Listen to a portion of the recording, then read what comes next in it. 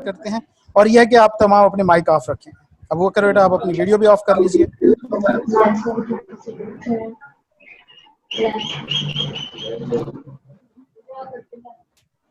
Okay, class शुरू कीजिए। मुझे मैसेज में टाइप करके कह दें कि सारे अवेलेबल हैं। आप अल्हम्दुलिल्लाह बिस्मिल्लाह करके क्लास शुरू करें अपनी।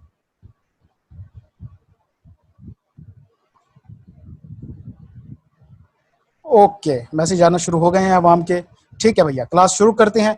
आप सब, अब आप तमाम स्टूडेंट्स में से जो पिछली क्लासेस लेके आए हैं, अगर एग्जॉस्ट हुए बैठे हैं तो आप थोड़ा अपने आप को रिलैक्स पोजीशन में कर लें। इंशाल्लाह हमारी क्लास लंबी होगी और ये है कि इसके बाद हम काफ़ी सारी चीज़ें सीख चुके होंगे।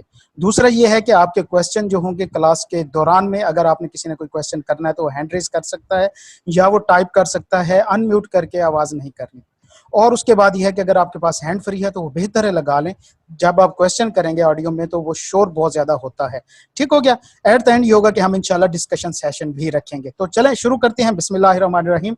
और यह है कि आज की हमारी क्लास, आज हम इस क्लास में डिस्कस करेंगे, एजेंडा हम देख लेते हैं थोड़ा सा कि आज की हमारी क्लास जो है वो है business law, how to prepare in remaining time. कि हमारे पास जितना टाइम रह चुका है उसके दौरान क्लास को कैसे अपने सब्जेक्ट को प्रिपेयर किया जाए। सर आवाज नहीं आ रही? आवाज क्लियर है मेरी? देखें जरा आवाज को क्या मसला हो गया। आवाज आ रही है स्टूडेंट्स? आ रही है। जिनकी स्टूडेंट को आवाज नहीं आ रही वो अपना नेट चेक करें, आवाज क्लियर है।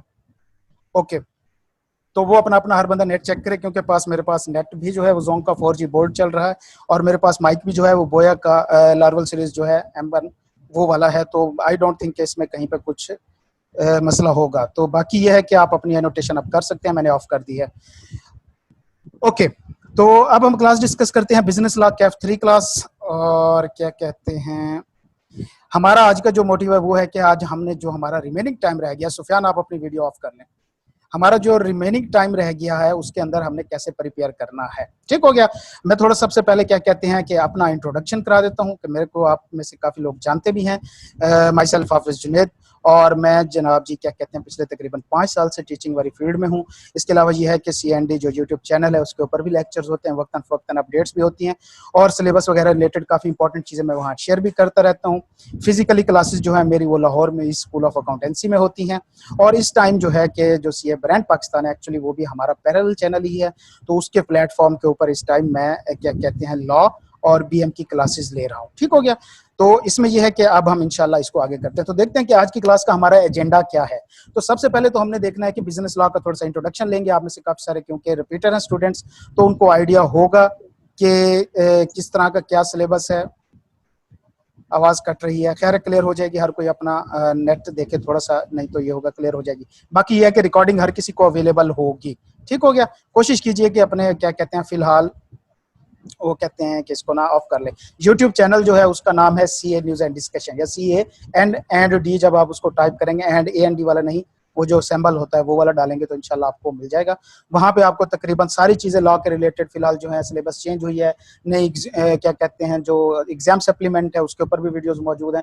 उसके अलावा ये है कि जो क्या कहते हैं न्यू पॉलिसीज वगैरह हैं, तकरीबन तमाम आपको वहाँ पे इंफॉर्मेशन मिल जाएंगी जो आप मिस कर रहे हैं। और वहाँ पे अगर आपने देखना है तो सबसे इंपॉर्टेंट चीज़ जो होगी वो है हमारी टेस्ट डिस्कशन क्लास जो हमने लास्ट टाइम की थी, वो सबसे इंपॉर्टेंट है। आप देखिएगा, देखने के बाद फीडबैक लाजमी दीजिएगा और इंशाल्लाह कि आप मुझे काफ़ी उम्मीद है कि आप उसमें इनेबल हो जाएंगे चीज़ों को अंडरस्टैंड करने में। ओके, तो आज का हम देखते हैं कि हमारा आज का एजेंडा जो है वो हम डिस्कस करेंगे। सबसे पहले हम बिजनेस लॉ का थोड़ा सा इंट्रोडक्शन लेंगे, फिर हम मार्क्स पैटर्न वगैरह देखेंगे कि कौन कौन सा पैटर्न किस पैटर्न को फॉलो कर रहा है ICAP, और फिर उसके बाद हम देखेंगे स्टडी या पेपर सॉल्विंग के दौरान हम कौन कौन सी मिस्टेक कर रहे हैं।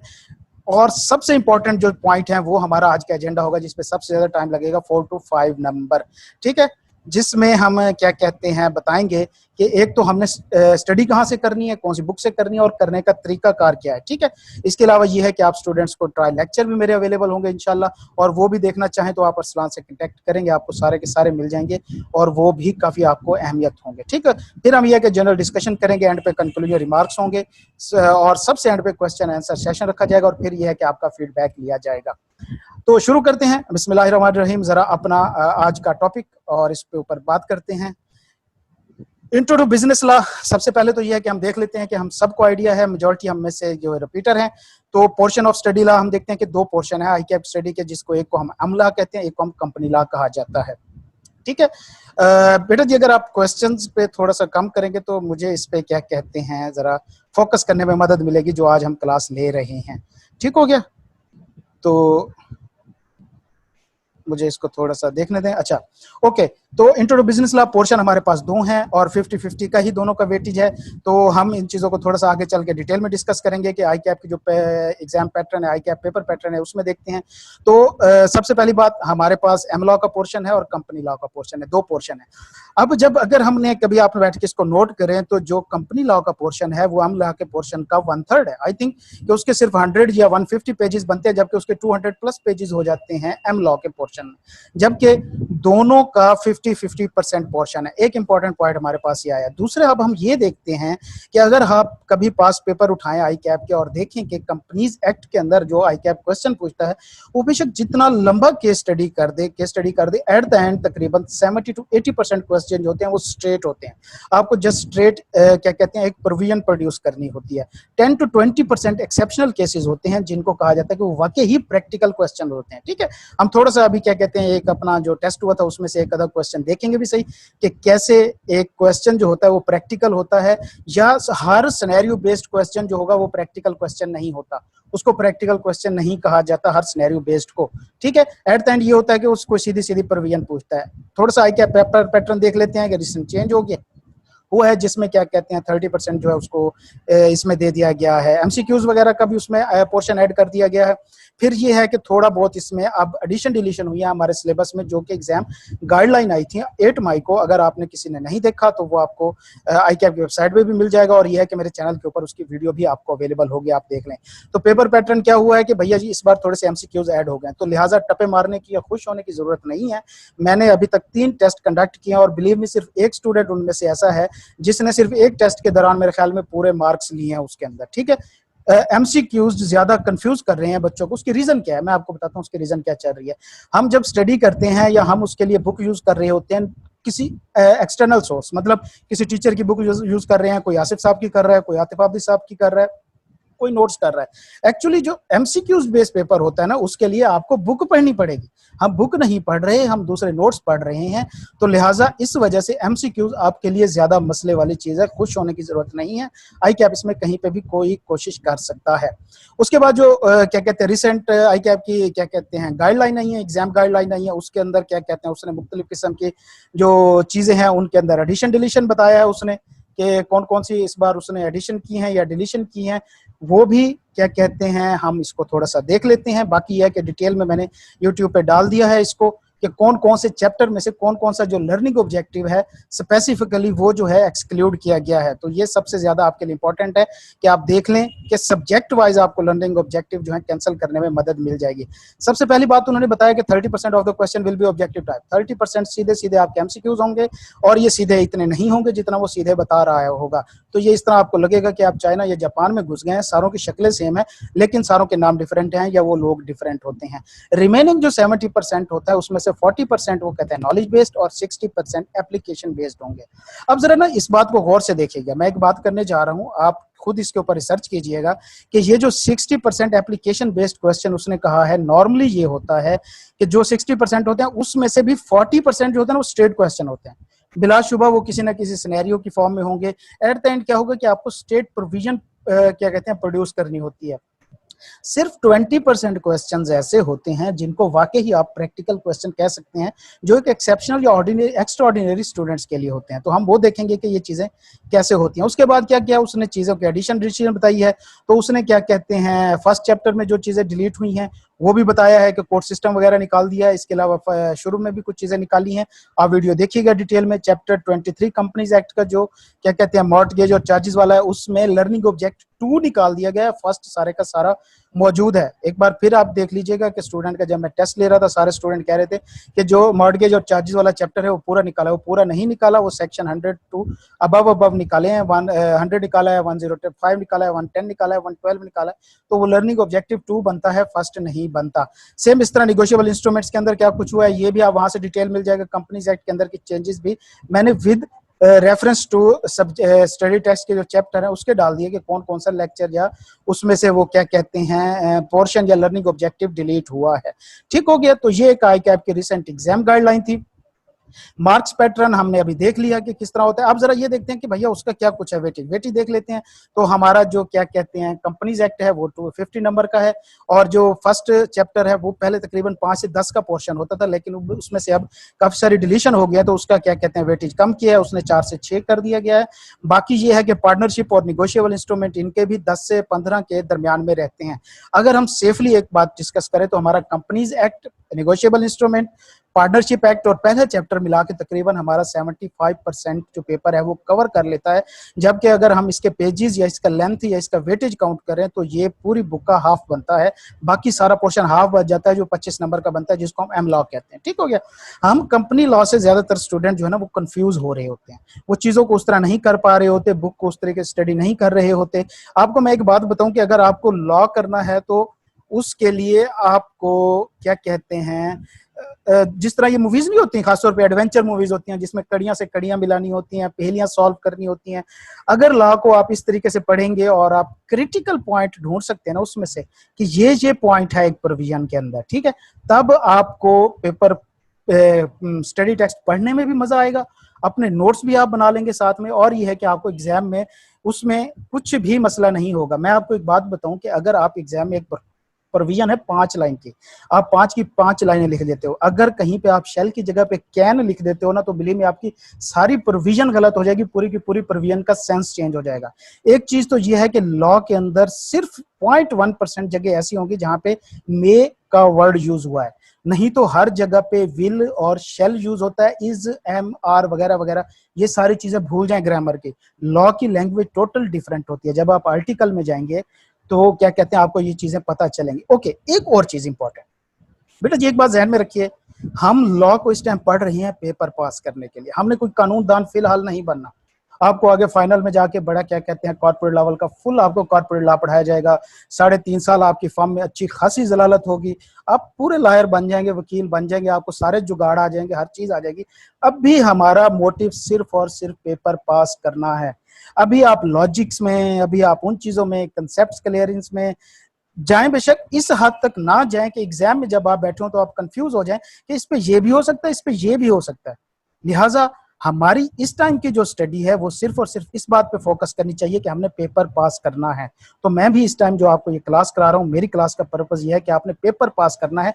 मेरा ऑब्जेक्टिव बिल्कुल ये नहीं है कि आप कानूनदान बने या आपको प्रैक्टिकल चीजें आ जाएं या आप जाते ही क्या कहते हैं फर्मों में अन्नी पा दें, ऐसा कुछ नहीं होने वाला। आप फर्म में बहुत सीखेंगे, 3.5 साल आपके साथ उस वाली होने वाली है, लिहाजा बेफिक्र रह के क्या कहते हैं आप अपनी तैयारी जो है सिर्फ और सिर्फ पेपर पास करने के लिए करें। ठीक हो गया। तो न्यू पैटर्न भी हमने देख लिया, इसके ऊपर भी हमारी डिस्कशन हो गई। अब जरा आगे चलते हैं, normal mistake while studying and paper solving. हम पेपर सॉल्व करते हुए और स्टडी करते हुए सबसे पहले क्या मिस्टेक्स करते हैं, एग्जाम प्रिपरेशन के दौरान हम कौन कौन सी मिस्टेक्स कर रहे होते हैं, ठीक है। उसके बाद हम देखेंगे कि हम डेली लाइफ में क्या कुछ कर रहे हैं, और टू मच स्टडीइंग जो है ना ये भी बड़ा एक इशू है, इसको भी मैं अभी एक्सप्लेन करूंगा और आप अपने साथ रिलेट कर पाएंगे कि वाकई ही ये चीजें क्या कहते हैं हमें इफेक्ट करती हैं। स्टडीइंग विदाउट एनी शेड्यूल, ये भी एक मसला है। अच्छा, एग्जाम प्रिपरेशन के दौरान हम क्या चीज मिस्टेक कर रहे होते हैं। सबसे पहली बात तो ये है कि जब हम एग्जाम के लिए खास तौर पे प्रॉपर प्रिपेयर कर रहे हैं, हम टेस्ट दे रहे हैं, हमने कोई टेस्ट सेशन ज्वाइन किया हुआ है, या ये है कि हम खुद पास पेपर बैठ के सॉल्व कर रहे हैं, तो एक चीज हम कर रहे होते हैं कि हम बहुत जल्दी में कर रहे होते हैं। एक देखो, जल्दी में करना, आपकी हैंडराइटिंग खराब होना, ये इस चीज की निशानी है कि आपको सिलेबस आता है, आपका कंसेप्ट क्लियर है, आप जिस लाइन पे हो उससे 2 लाइनें आगे का सोच रहे हो, और आप अन्यवाह भाग रहे हो कि किसी तरह मैं उस लाइन तक पहुंचू जो मेरे दिमाग में। सबसे बड़ी गलती आप अपनी प्रेजेंटेशन में कर रहे होते हैं। देखो बेटा जी, अभी आपके पास 3 महीने हैं, ये आपके पास प्रैक्टिस टाइम है। मैं जब टेस्ट सेशन कराता हूँ स्टूडेंट, उसमें जो मिस्टेक्स करते हैं, सबसे बड़ी मिस्टेक उनकी प्रेजेंटेशन की होती है। वजह क्या है कि भैया अभी आपको डेडलाइन फॉलो नहीं करनी, अभी आपके पास टाइम है, अभी हम आपसे एक्सपेक्ट नहीं कर रहे कि आप विद इन डेडलाइन बैठ के काम करें। आपके पास 3 महीने हैं, आप इसमें मुसलसल पास्ट पेपर सॉल्व करके अपनी प्रेजेंटेशन पे फोकस करें, आप अपनी चीजों को स्मूथ करें, आप आराम से शुरू करें लिखना। पहले 3 या 4 टेस्ट जो है, या आप क्या कहते हैं टेस्ट नहीं दे रहे, पहले 3, 4, 5 दिन या हफ्ता, महीना आप सिर्फ अपनी लिखाई के ऊपर तवज्जो दें, और उसके बाद अपने आप को पक्का करें कि आपने एग्जाम कैसे सॉल्व करना है। मैं आपको बताता हूँ नॉर्मली होता क्या है, एग्जाम में हम जब शुरू में जाते हैं हम बड़ा प्यारा करके लिख रहे होते हैं, आखिर तक जाते जाते क्या कहते हैं हम डॉक्टर बन चुके होते हैं। मतलब हमारी लिखाई हमें ही नहीं समझ आ रही थी हम क्या कर चुके होते हैं। वजह क्या है कि हमारी प्रैक्टिस नहीं होती। हम शुरू में बड़े पॉइंट बनाते हैं, हेडिंग करते हैं, और जैसे जैसे हम अपनी असलियत की तरफ आना शुरू होते हैं हम उन्हीं पैराग्राफ में चले जाते हैं। एक बात तो ये है कि बेटा जी हम अंग्रेजदान नहीं हैं, हम अंग्रेजी नहीं लिख सकते, ठीक है। बड़े पैराग्राफ की फॉर्म में जब हम एग्जाम में आंसर करते हैं, हम इसकी जगह पे वर्ड लगा देते हैं, वर्ड की जगह पे कैन लगा देते हैं, कैन की जगह पे कुड लगा देते हैं, शेल की जगह पे विल यूज कर लेते हैं, ये सारी की सारी प्रोविजन आपकी चेंज कर देते हैं, आपका पूरे का पूरा पैराग्राफ का सेंस खत्म हो जाता है। पहली चीज ये है कि आप हमेशा पॉइंट्स की फॉर्म में बना के लिखें। थ्योरी का सब्जेक्ट आप बीएम पढ़ रहे हैं, आप ऑडिट पढ़ रहे हैं, आप लॉ पढ़ रहे हैं, जब तक अपनी बुक को पॉइंट की फॉर्म में कन्वर्ट नहीं करेंगे, पेपर पास करना आपके लिए एज इट इज मसला ही रहेगा। ठीक हो गया। उसके बाद दूसरे नंबर पे ये है कि जब क्या कहते हैं आप स्टडी कर रहे होते हैं, उस दौरान आप जब पेपर सॉल्व करते हैं, आपका माइंड जो है वो आपके सब्जेक्ट से आगे चल रहा होता है, आपके क्वेश्चन से आगे चल रहा होता है। मतलब आप क्वेश्चन ये कर रहे हैं, सोच उसके बारे में रहे हैं। तो इस तरह की जो मिस्टेक्स हैं, ये हमारी एग्जाम की जो हमारी प्रिपरेशन कर रहे होते हैं उसमें सबसे बड़ा मसला कर रहे होते हैं। डेली लाइफ के अंदर हम कौन सी ऐसी गलतियां कर रहे हैं? सबसे पहली बात तो ये है कि बेटा जी हम क्या कर रहे हैं। अब मैं दो पॉइंट इकट्ठे यहाँ पे डिस्कस करूंगा, विदाउट शेड्यूल का और डेली लाइफ वाले का। हम किसी दिन बैठे बैठे ना बहुत ज्यादा मोटिवेट हो जाते हैं, मतलब किसी की हमने मोटिवेशनल स्पीच सुन ली है, या किसी का हमने देख लिया, किसी गोल्ड मेडल वाले को सुन लिया है, किसी ने बड़ा अंग्रेजी में अच्छा खासा हमें भाषण दे दिया है, तो हम बैठे बैठे इतने ज्यादा मोटिवेट हो जाते हैं कि हम जनाब जी उस दिन उठाते हैं और एक ही दिन में 3 या 4 चैप्टर खड़का देते हैं। या हमारे पास ऑनलाइन लेक्चर मौजूद है तो हम 5-6 लेक्चर एक दिन में बैठ के ले लेंगे। हम जनाब जी हमें लगेगा कि आज से हमारी दुनिया बदलने वाली है, लेकिन वो लेक्चर लेने के बाद अगला हफ्ता फिर पूरा हम हाथ नहीं लगाते उस सब्जेक्ट को। तो एक तो चीज है कि उन 6 लेक्चर को इकट्ठा लेने का कोई फायदा नहीं, सिर्फ आपने वो लेक्चर लिया ही है, इसके अलावा आपको उसका कोई फायदा नहीं हुआ। आपने याद नहीं किया, आप तैयार नहीं किया, आपने क्रिटिकल असेसमेंट नहीं किया अपनी, आपने टेस्टिंग नहीं किया, आपने पास पेपर नहीं किया, आपने प्रैक्टिस नहीं किया, आपने ये सारा कुछ मिस कर दिया। तो एक तो चीज यह है कि हमारे पास शेड्यूल नहीं होता। मैं आपको बताऊं कि जो मैं क्लासेस ले रहा हूं या जहां पे हमारा टेस्ट सेशन चल रहा है, तो मैं टेस्ट सेशन वालों को गाइड करता हूं कि इतना फायदा आपको टेस्ट देने का नहीं होता जितना आपको एक शेड्यूल के मुताबिक प्रिपरेशन करने का हो जाता है। अगर आप टेस्ट दे रहे हैं या इस तरह की आपने अपनी एक रूटीन बना ली है, आप टेस्ट नहीं भी दे रहे, आप अपनी रूटीन बना लेते हैं कि मैंने इतना डेली करना है, आपके पास अगर शेड्यूल है, उस शेड्यूल के मुताबिक आप अपनी तैयारी कर रहे हैं, तो आप कंटिन्यूअस और परफेक्ट वे में तैयारी कर सकते हैं, बनिस्बत इसके कि आप एब्रप्टली तरीके से करें। आप बैठे और क्या कहते हैं कि उसमें, एक मिनट दीजिएगा मुझे, एक मिनट दीजिएगा, मैं जरा यहाँ पे उसको व्हाट्सएप वालों को मसला आ रहा है ज्वाइन करने में, थोड़ा उनको देख।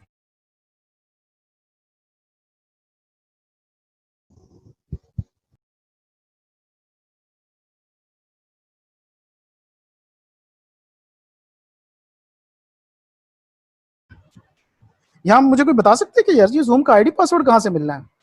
आई डोंट थिंक कि मुझे कहीं से इसका आईडी पासवर्ड मिलेगा। Play inter exact invite unmute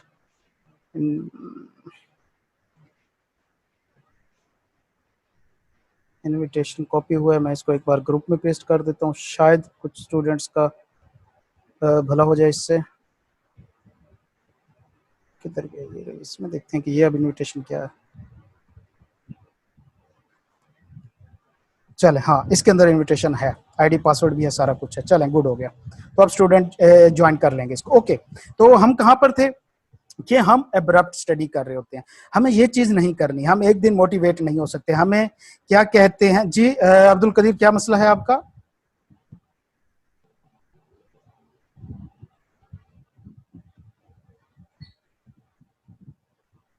okay, Abdul Qadeer ने जस्ट हैंड ही खड़ा करना था, कर दिया उन्होंने। अच्छी बात है, आपने अपना हाथ दिखा दिया हमें, बस हाथ ही दिखाइएगा, पीठ मत दिखाइएगा आई कैब में।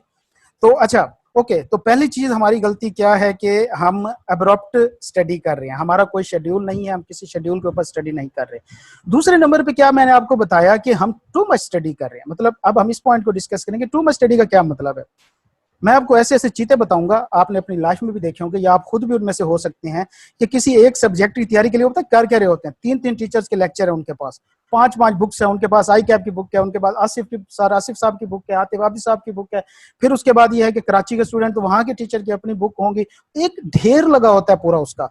बेटा जी मैं आपको सीधी सी एक बात बताऊंगा, ये सिर्फ और सिर्फ आप अपने जमीर को मुतमईन करने के लिए इतनी सारी बुक्स इकट्ठी कर रहे होते हैं, बुक्स इकट्ठी कर रहे होते हैं, बाकी इनका कोई और पर्पस नहीं होता। जब तक कि आप एक बुक को, सिर्फ एक बुक पढ़े। मेरा आपका सिंपल जी, मुकद्दस बताइए।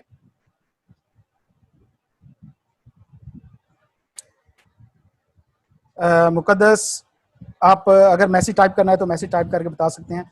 ओके, मैंने आपका हाथ देख लिया।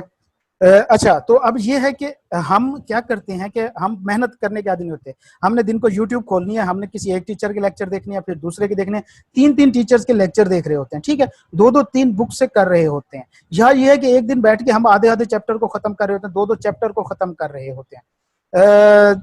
बता ही दें, अब हाथ खड़े कर रहे हैं, माइक ऑन कर लें या फिर मुझे मैसेज टाइप कर दें, इस तरह डिस्टर्ब ना करें ना इतना बेटा जी।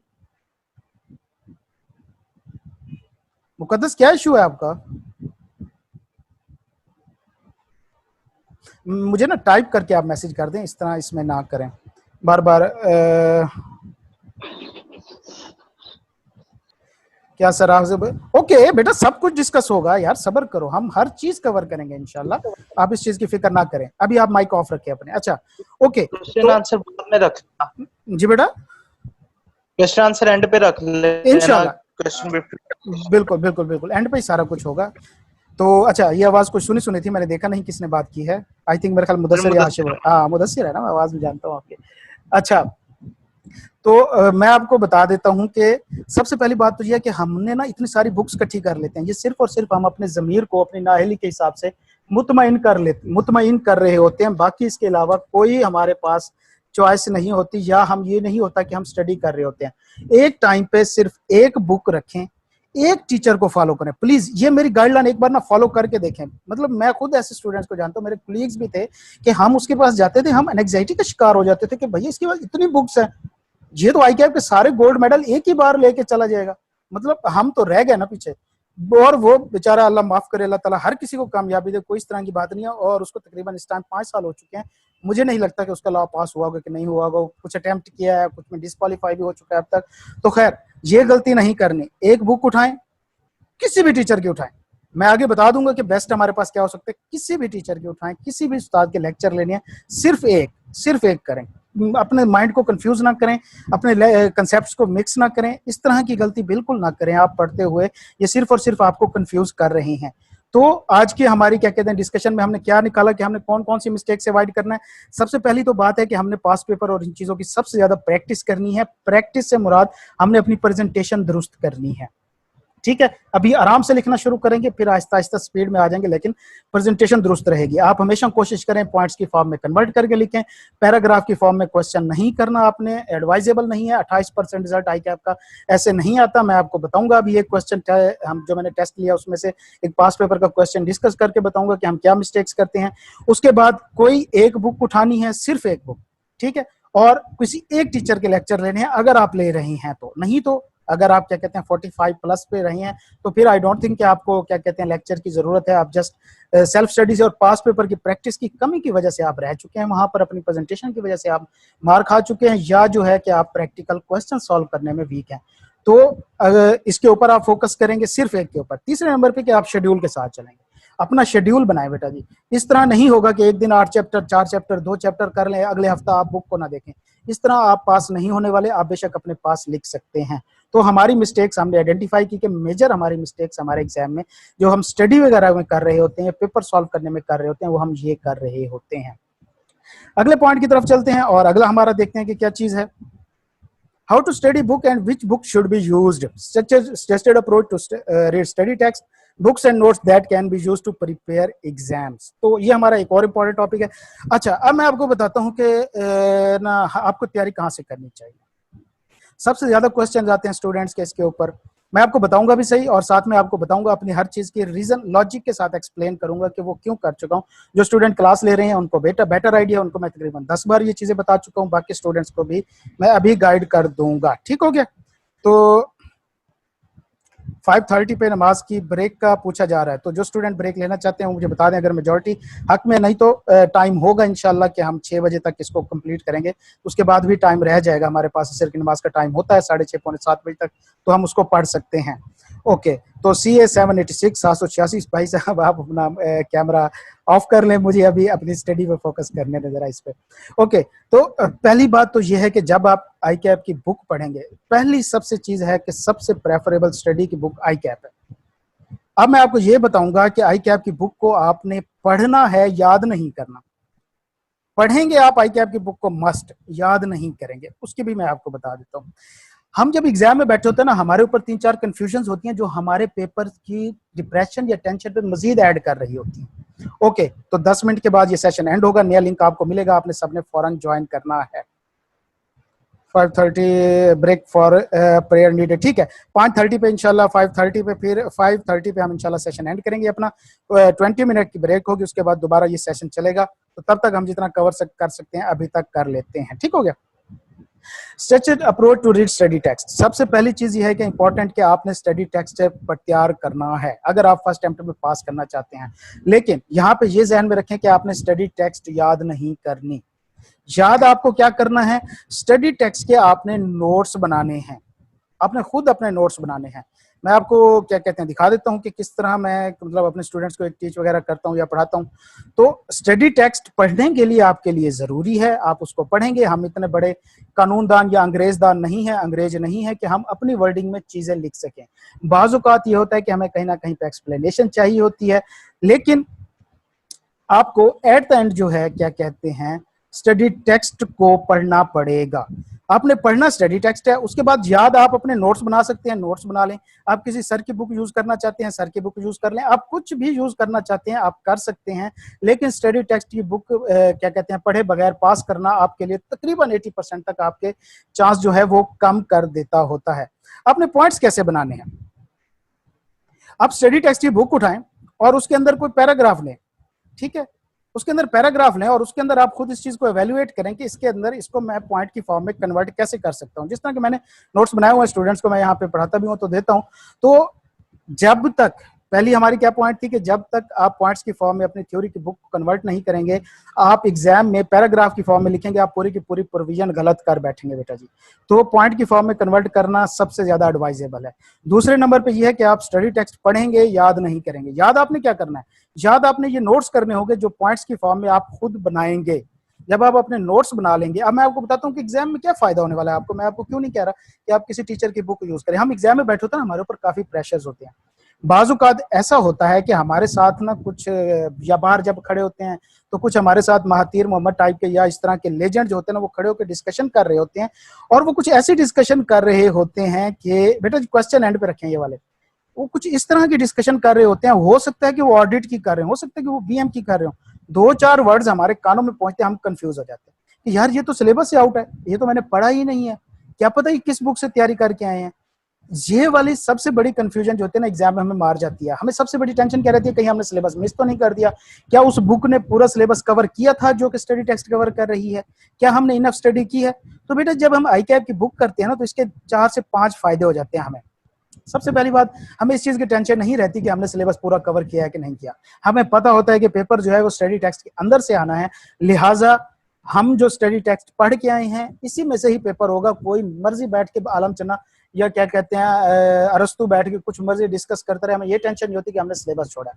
दूसरे नंबर पे बेटा जी ये होता है कि जब हम पूरी स्टडी टेक्स्ट को एक बार रीड करते हैं, याद करने का मैं फिर नहीं कह रहा, रीड करते हैं, हमें काफी सारा मटेरियल एक्सप्लेनेटरी मिल जाता है। हमें पता चल जाता है कि लॉ की वर्डिंग लिखनी कैसे है। लॉ की wording is totally different from a grammatical English, जो हमारी वर्डिंग लैंग्वेज की इंग्लिश है, जो हमारी टिपिकल किसको कहते हैं, क्या कहते हैं यार उस इंग्लिश को, लिटरेचर की इंग्लिश है, ये बहुत मुख्तलिफ है हमारी लीगल इंग्लिश से। लीगल लैंग्वेज में आप सिर्फ और शैल विल यूज कर रहे होते हैं, ज्यादातर पैसे वाइज यूज होती है वर्डिंग, तो लिहाजा आपको वर्डिंग मिल जाएगी, आपको पता चल जाएगा कि लीगल लैंग्वेज होती क्या है।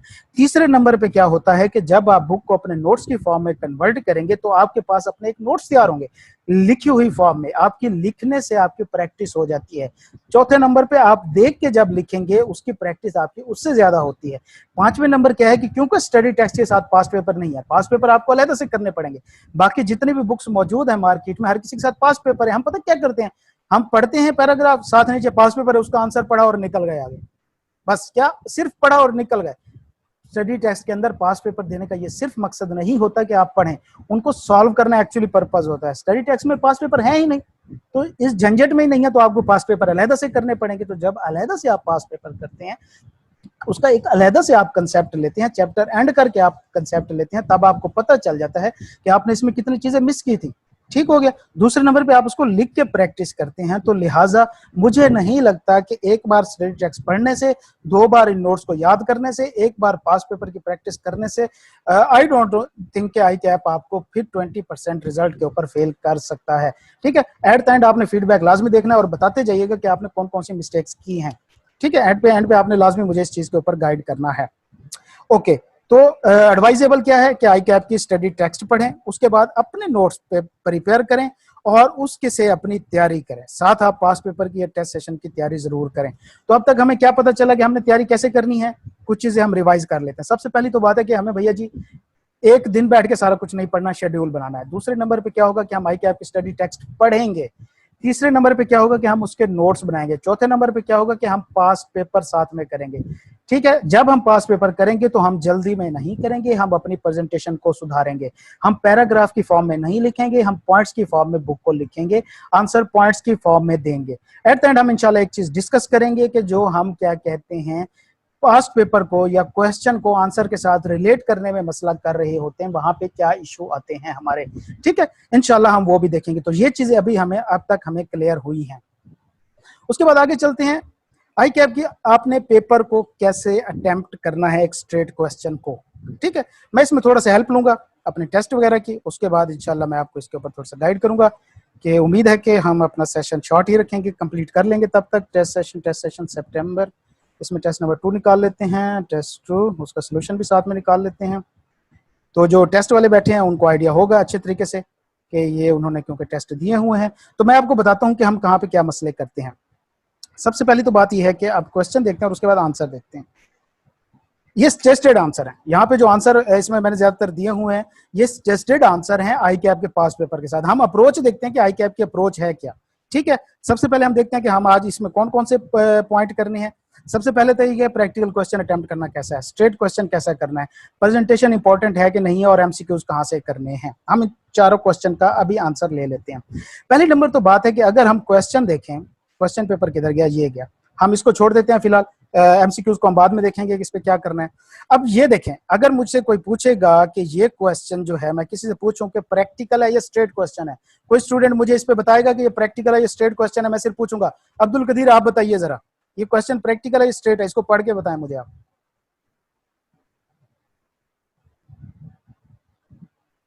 अब्दुल कदीर इस राइट पे फुल, हाँ हाँ मौजूद है जी, बताइए अब्दुल कदीर। सर ये तो प्रैक्टिकल है, प्रैक्टिकल क्वेश्चन है अभी तक। हाँ बिल्कुल बिल्कुल, मैं अभी तक इस चीज पे बात कर रहा था कि आई कैप कहता है कि जो 60% है वो नॉलेज बेस्ड होगा, 40% नॉलेज बेस्ड, मतलब रट्टा समझो भाई, सीधी सी आसान भाषा में समझो, क्या मतलब इतनी लंबी फॉर्मेलिटीज रखनी है। लिहाजा जो क्या कहते हैं बाकी 60% बचता है वो प्रैक्टिकल होगा। अगर हम इस क्वेश्चन को पढ़ते हैं तो देखें उसने एक केस स्टडी बनाया, क्या है, द डायरेक्टर ऑफ मुंतकिल limited are considering to relocate company blah blah ब्ला।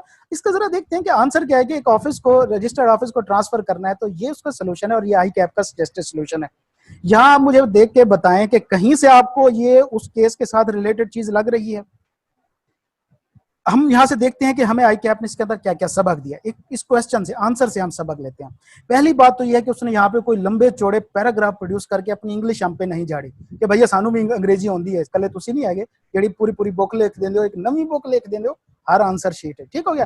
पहली बात तो यह है कि भैया उसने सिंपल सिंपल से पॉइंट लिखे हैं, जिस तरह कच्ची का बच्चा लिख रहा होता है, या 5वीं क्लास में हम लिखते थे, it's a table, it's a good table, it's a 4 legs, its colour is black and white. तो सेम उसने वही वर्डिंग यूज किया। एक चीज उसने बिल्कुल क्या कहते हैं सिंपल से सेंटेंस यूज किया। फिर उसने क्या किया है कि उसने पॉइंट्स की फॉर्म में प्रोड्यूस किया, और एट द एंड उसने क्या किया है कि देखें कि उसने जस्ट प्रिविजन प्रोड्यूस की है। तो मैं आपको कह रहा हूं कि वो जो 60% क्या कहते हैं आपके नॉलेज बेस्ड क्वेश्चन है, वो 60% सारे के सारे आपके प्रैक्टिकल बेस्ड, वो सारे के सारे प्रैक्टिकल बेस्ड नहीं होते। उसमें सिर्फ 20 नंबर ऐसे होते हैं, 25 नंबर ऐसे होते हैं जिसको आप प्रैक्टिकल बेस्ड क्वेश्चन कहते हैं। तो आपको जब ये अंडरस्टैंड कर लेंगे कि कौन सा क्वेश्चन प्रैक्टिकल है और कौन सा क्वेश्चन स्ट्रेट है, कंपनी लॉ आपके लिए कोई मसला नहीं है सॉल्व करना, एम लॉ कुछ भी आपके लिए मसला नहीं रहेगा। तो क्वेश्चन देखें आप, हमने इस क्वेश्चन से क्या क्या चीजें निकाली। हर scenario based question practical question नहीं होता। हम उसे बैठ के केस के साथ रिलेट करना नहीं शुरू कर देंगे, 6-6 बार हम उसमें नाम नहीं डालना शुरू कर देंगे। तो हमने सबसे पहले क्वेश्चन को इवैल्यूएट करना है कि क्या वो प्रैक्टिकल क्वेश्चन है कि नहीं है। दूसरे नंबर पे हमने क्या करना है कि हमने लंबे लंबे पैराग्राफ लिख के अपनी अंग्रेजी झाड़ के एग्जामिनर को इंप्रेस नहीं करना। ठीक है, वजह क्या है कि हमारी अंग्रेजी खुद की पूरी सूरी है, वो कुछ क्वेश्चन बन रहा होता है, उसका आंसर कुछ का कुछ हम क्या कहते हैं सवाल गंदम जवाब चना दे के आ जाते होते हैं और फिर कहते हैं आई कैप सानू पास नहीं करता। हमारे पास 1 मिनट से कम टाइम रह गया है, नया लिंक अभी आपको मिलेगा इंशाल्लाह, तो वो आप फौरन ज्वाइन कर लें। रिकॉर्डिंग स्टार्ट हो गई।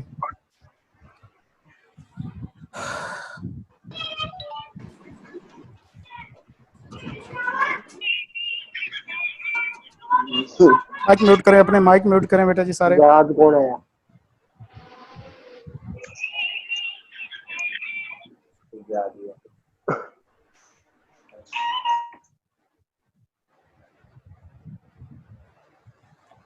ओके, शुरू करते हैं। तकरीबन सारों ने ज्वाइन कर लिया, 43 कुछ रह गए, अभी 15-20 स्टूडेंट।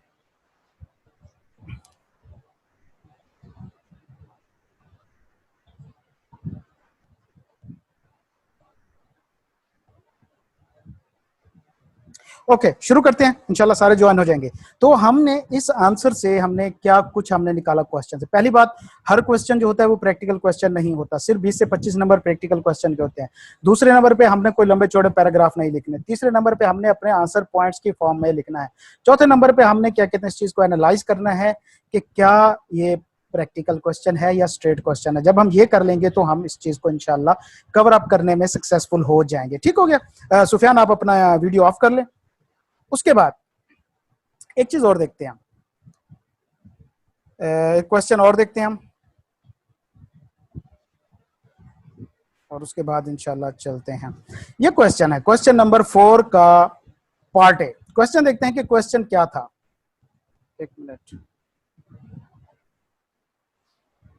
क्वेश्चन देखते हैं कि क्वेश्चन क्या था हमारा, और उसके बाद हम चलते हैं। क्वेश्चन था कि एक मिनट में से फाइल ऑफ हो गई है, क्लोज हो गया, पार्टिसिपेंट काफी ज्यादा है, सिस्टम हैंग हो रहा है। ओके, हम इसको देखते हैं इंशाल्लाह, कोई मसला नहीं है, आराम से करते हैं इस स्कूल से।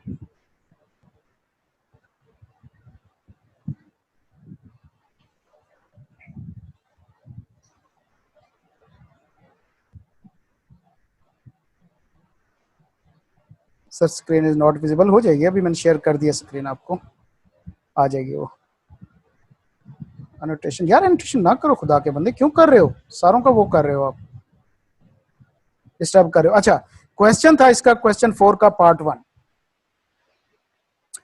Saga Limited, a listed company, has 2 classes of ordinary share, class A and class B, in order to attract foreign investors. ठीक हो गया? The director intend to issue a new class of ordinary share, class C, with no voting right. Currently, SL memorandum and article of association do not contain such classes of share. Under the provision of Companies Act, briefly describe the steps which directors should take prior to issuance of class C. सबसे पहली बात यह है कि student हम एक और mistake करते हैं, हमें अभी तक ये भी नहीं पता कि भैया जी एक्सप्लेन का क्या मतलब है, ब्रीफ का क्या मतलब है, डिस्क्राइब का क्या मतलब है, नरेट का क्या मतलब है, हमें अभी तक ये नहीं पता। हमें कहा जाता है नरेट, वो हम एग्जांपल दे दे के बेहोश हुए पड़े होते हैं कि भैया सारा जोर उसी पे लगा देते हैं कि हमें आंसर आता वही होता है। जितना आप एक्सेस लिखोगे आप अपने क्या कहते हैं उसको, अपने क्या कहते हैं मार्क्स और कम करते जाओगे। ठीक है ना? वो एक मुहावरा है कि उन्होंने कहा हमने मान लिया, उन्होंने जोर दिया हमें शक हुआ, उन्होंने कसम उठाई हमें यकीन हो गया कि वो झूठ बोल रहे हैं। सेम वही बात है कि जब आप एक क्वेश्चन की तरफ फोकस करते हो, एग्जामिनर को अंदाजा हो जाता है कि भाई आता ही उसे यही एक क्वेश्चन है। लिहाजा सबसे पहले आप एक्सप्लेन, नरेट और दूसरी चीजें जो है इनके मीनिंग को अपने क्लियर कर लें कि इनका मतलब होता क्या है। ठीक है, मैं इसके ऊपर इंशाल्लाह बहुत जल्द वीडियो डाल दूंगा। बाकी यह है कि आप अपने तौर पे भी इसकी सर्च करें। ओके, अब देखते हैं कि क्वेश्चन क्या था कि हमने एक्चुअली तो देना है कि किस तरह कौन कौन से स्टेप्स हैं आर्टिकल को या स्टेप्स को अमेंड करने के लिए। अब देखें, उसने 2-3 जगहों में इस क्वेश्चन पे कंफ्यूज किया है। सबसे पहली तो बात है कि वो class A and class B in order to attract foreign investor, class C add करना चाहता है, और उसने कहा मेमोरेंडम और आर्टिकल दोनों का जिक्र कर दिया। सबसे पहली बात तो ये है कि लॉ के अंदर हमने पढ़ा हुआ है कि मेमोरेंडम की 7 क्लासेस फिक्स हैं, वहां पे इसके अलावा कुछ ऐड या डिलीट नहीं हो सकता। वो 7 की 7 क्लासेस होंगी, उनका कंटेंट भी डिफाइंड है। शेयर उनकी क्लासेस, हमने क्या पढ़ा था मेमोरेंडम में क्या आ रहा होता है, और ऑथोराइज शेयर कैपिटल क्लास आ रही होती है। Paid up share capital class तो कहीं पे होती नहीं है, या सब्सक्राइबर की अंडरटेकिंग क्लास होती है, या ऑथोराइज शेयर कैपिटल क्लास है, पेड अप तो है नहीं। लेकिन उसने यहाँ पे कह दिया कि भैया मेमोरेंडम, एक चीज तो ये कंफ्यूज कर रहा है एक नंबर पे कि जो क्लासेस होती हैं, टाइप्स होती हैं, शेयर्स के राइट्स वगैरह वगैरह, ये सारा कुछ सिर्फ आर्टिकल में डिफाइन होता है, उसने मेमोरेंडम साथ लिख दिया है। तो पहली बात तो ये है कि इसने यहाँ पे आपको कंफ्यूज किया। दूसरे नंबर पे अब इस क्वेश्चन को कहा जाता है कि ये एक प्रैक्टिकल क्वेश्चन है, ठीक है। अब इसका आंसर आपने कैसे करना है ये चीज देखें। सबसे पहली बात हम इसका आंसर पढ़ते हैं आई कैप का, और उसके बाद देखते हैं कि हमें इसमें से कौन कौन सा सबक मिला है। सबसे पहली बात क्या है, SL can issue new class C shares only if it is permitted by the memorandum and article of association. Answer में आप एक चीज देखें कि यहाँ पे भी वो वर्ड मेमोरेंडम यूज कर रहा है, ये बात नोट करते जाएं मेरे साथ साथ। एंड आर्टिकल ऑफ एसोसिएशन दोनों बताया, हालांकि मैंने आपको बताया कि लॉ के अंदर सिर्फ आर्टिकल है जहां पे क्लासेस आ रही होती हैं, शेयर्स की मेमोरेंडम में नहीं आती। आगे चलते हैं। Since SL's article and memorandum lack any such clarification, article और मेमोरेंडम यहाँ पे भी वो यही वर्ड यूज कर रहा है। आगे चलते हैं। Lack any such clarification, the director are first required to alter the provision of SL, article of association and memorandum of association। यहाँ पे भी वही कर रहा है by passing special resolution। ठीक हो, आगे चलते हैं, पूरा पढ़ते हैं। It should however be noted that where such alteration affect the substantive right liabilities of member of such member, it shall be carried out only if the majority of at least 3/4 of the member of classes or member affected by such alteration, as the case may be। अक्सर ये एक क्या कहते हैं provision है। As altered copy of the article of association, यहाँ पे देखें कि भाई साहब औकात पे आ गए हैं, यहाँ पे वो मेमोरेंडम नहीं लिख रहे, shall be filed with registrar within 30 days from the date of passing of resolution। Okay, अब हम देखते हैं कि इसमें से हमें क्या कुछ सबक मिला है। अब्दुल कदीर आप अपना कैमरा जो है ना इसको म्यूट कर दें, ऑफ कर दें, खत्म कर दें, ये डिस्टर्ब कर रहा है काफी ज्यादा। ओके, अच्छा अब ये है कि मैं आपको बता देता हूं, इसके अंदर हम कुछ चीजें देखते हैं। पहली बात तो यह है कि प्रैक्टिकल क्वेश्चन के अंदर आपने क्या करना है। यहाँ पे अगर आप देखें, यहाँ पे आर्टिकल और मेमोरेंडम, यहाँ पे दोनों चीजों का जिक्र करना, साथ में एसएल का वर्ड यूज करना। सावल आप भी अपना ऑफ करें। यूज करने का पर्पज ही सिर्फ इतना है कि इसको क्वेश्चन के साथ रिलेट किया जा सके। पहला हमें आंसर ये मिला कि इन केस के अगर प्रैक्टिकल क्वेश्चन है तो हम उसको आंसर में उसकी वर्डिंग यूज करनी है। सबसे पहले हमारे पास क्या नतीजा निकला कि हमने आंसर करते हुए प्रैक्टिकल क्वेश्चन का क्वेश्चन की वर्डिंग लाजमी यूज करनी है। मैं आपको बता रहा हूं कि यहाँ पे भी देखो मेमोरेंडम और आर्टिकल यूज कर रहा है। जब एंड पे आके उसने अपनी प्रोविजन दी है, अपना रिजल्ट दिया है, वहां पे वो औकात पे आके कहता है कि सिर्फ अमेंडेड आर्टिकल एसोसिएशन फाइल होगा रजिस्ट्रार के साथ। प्रैक्टिकल क्वेश्चन के लिए हमारे पास क्या होना चाहिए। सबसे पहली बात है कि जितनी ज्यादा क्वेश्चन की वर्डिंग यूज करेंगे उतनी बेहतर है। मतलब कंपनीज का नाम बार बार बीच में यूज करें, उसकी वर्डिंग उठा के यूज करें, जो क्वेश्चन वो कह रहा है कि क्या कुछ अमेंड होना है, आप इसको पढ़ेंगे, आप देखेंगे इसके अंदर 70% क्वेश्चन की वर्डिंग है। ठीक हो गया। तीसरे नंबर पे ये है कि उसने हर एस्पेक्ट को एक्सप्लेन किया है।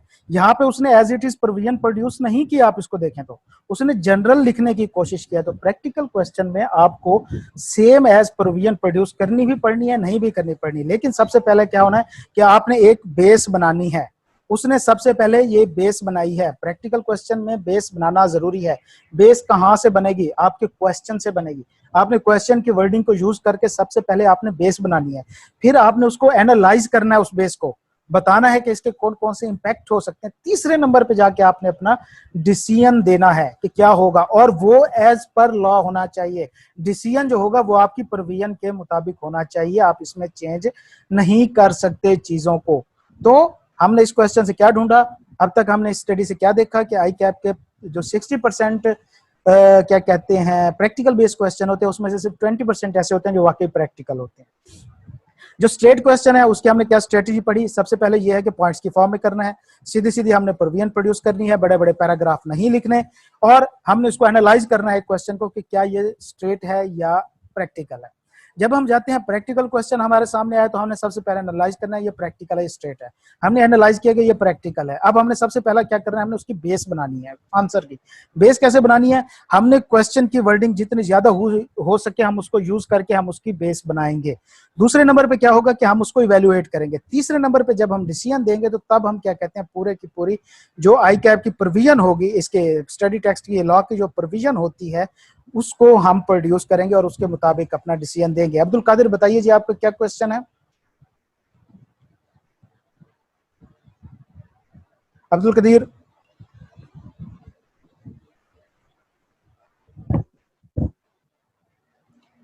ओके चलते हैं, कोई क्वेश्चन नहीं है, वैसे ही हाथ खड़ा किया था भाई साहब का, लगता है हाथ थक गया था नीचे रख रख के।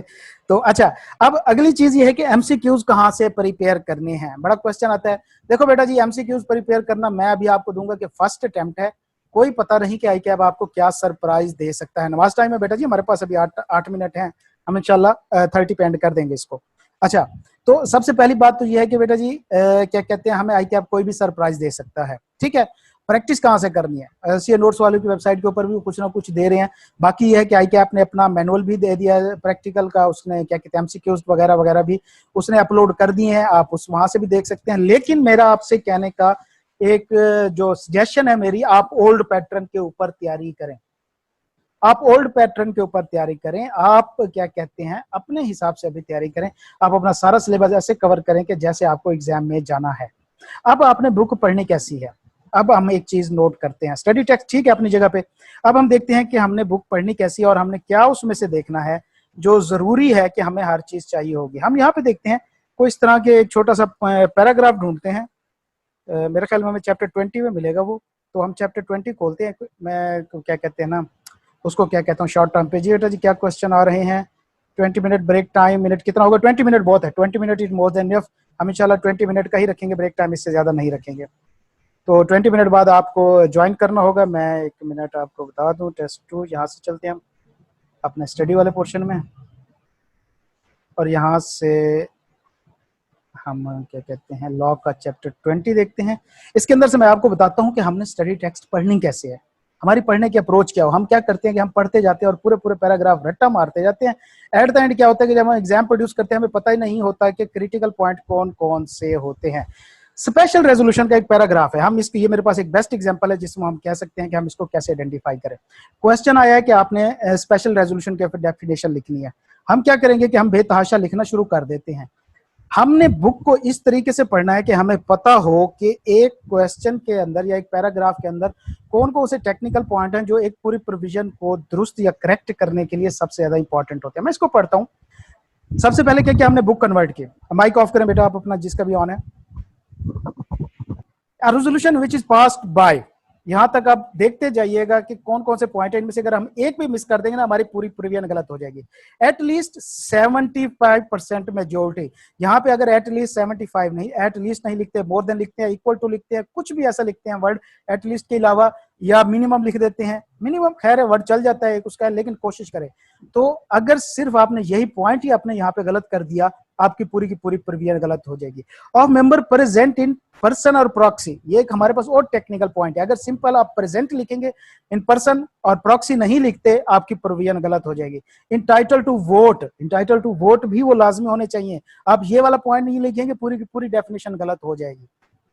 एट अ जनरल मीटिंग, कि वो जनरल मीटिंग होनी चाहिए।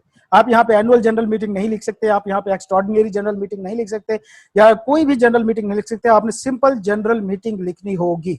अगर इसकी जगह पे आप चेंज करते हैं तो भी आपकी पूरी प्रोविजन गलत हो जाएगी। बाकी सारे बेशक अगर 3 पॉइंट आपके सेम ही होंगे। एटलीस्ट 21 डेज नोटिस, अगर यहाँ पे 21 के साथ एटलीस्ट नहीं लगाते, आप कहते हैं कि मिनिमम 21 डेज या इक्वल टू या इस तरह का कोई, या कहते हैं मोर देन, ये एक पॉइंट अगर नहीं लिखते आपका पूरी प्रोविजन गलत हो जाएगी। गिवन स्पेसिफाइंग द इंटेंशन, अगर आप ये नहीं लिखते कि उस नोटिस के अंदर इंटेंशन स्पेसिफाई होगी, आपकी पूरी की पूरी प्रोविजन गलत हो जाएगी। ओके, एक्सेप्शन लिखेंगे तो एक यहाँ पे पॉइंट देखता हूँ, all the member entitled to attend and vote. मेरी बात जरा गौर से देखिएगा बेटा जी, अगर आपने सिंपल ऐसे ही तैयार किया हुआ है तो यहाँ पे क्या आ रहा है, मेंबर प्रेजेंट इन प्रॉक्सी, पर्सन और प्रॉक्सी, और उनकी 75% मेजोरिटी। यहाँ पे क्या आ रहा है, all the member entitled to attend and vote are present in meeting. तो यहाँ पे दो चीजों का फर्क देख रहे हैं, यहाँ पे प्रॉक्सी है, यहाँ पे प्रॉक्सी नहीं है। आंसर में स्टूडेंट क्या कर रहे हैं, यहाँ पे प्रॉक्सी लिख रहे हैं, रिप्रेजेंटेटिव प्रॉक्सी वही प्रोविजन ऊपर वाली नीचे प्रोड्यूस कर रहे हैं। All the member entitled to attend and vote are present in the meeting. तो आपने यहाँ पे प्रॉक्सी नहीं लिखनी, ये लॉ है, यहाँ आप अपनी मर्जी की चेंजेस नहीं कर सकते। आपने एक वर्ड चेंज किया, पूरी की पूरी प्रोविजन का सेंस चेंज हो जाता है बेटा जी।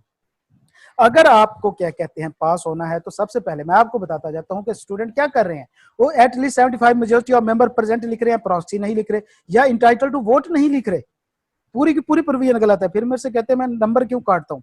At a general meeting, general meeting नहीं लिखते, या इसके अलावा कुछ ऐसा है कि भैया जी वो कहते हैं 21 नोटिस लिख दिया उन्होंने, स्पेसिफाइंग इंटेंशन नहीं लिखी, आपकी पूरी की पूरी प्रोविजन गलत है। यहाँ पे आपने लिखा all the member entitle to attend and vote, vote नहीं लिखते या अटेंड नहीं लिखते, इनमें से एक वर्ड मिस कर देते हैं स्टूडेंट, पूरी प्रोविजन गलत हो जाती है।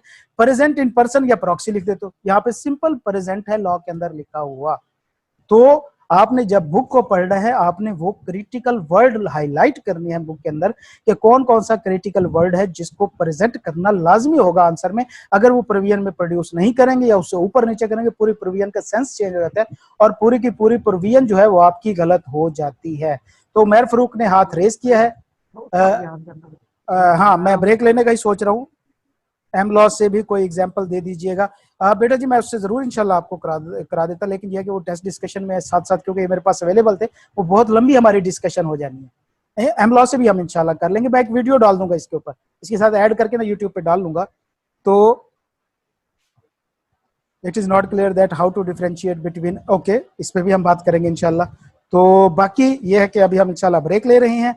5:30 हो गया, 5:50 पे फिर से लिंक पोस्ट करेंगे और इससे ऊपर हम जो चीजें हैं उनको इंशाल्लाह हम कंक्लूजन की तरफ लेके जाएंगे। ठीक हो गया? ओके। सर ये क्लास भी मिल जाएगी? जी जी बिल्कुल, ये क्लास भी रिकॉर्डेड है, मिल जाएगी वहां पे इंशाल्लाह अपलोड हो जाएगी। ठीक है, बाकी बातें इंशाल्लाह हम नेक्स्ट क्लास में डिस्कस करते हैं। तो तब तक के लिए अल्लाह ताला आप सबको अपनी ज़ुबान रखे, इंशाल्लाह नेक्स्ट क्लास में मिलते हैं। अल्लाह हाफिज़।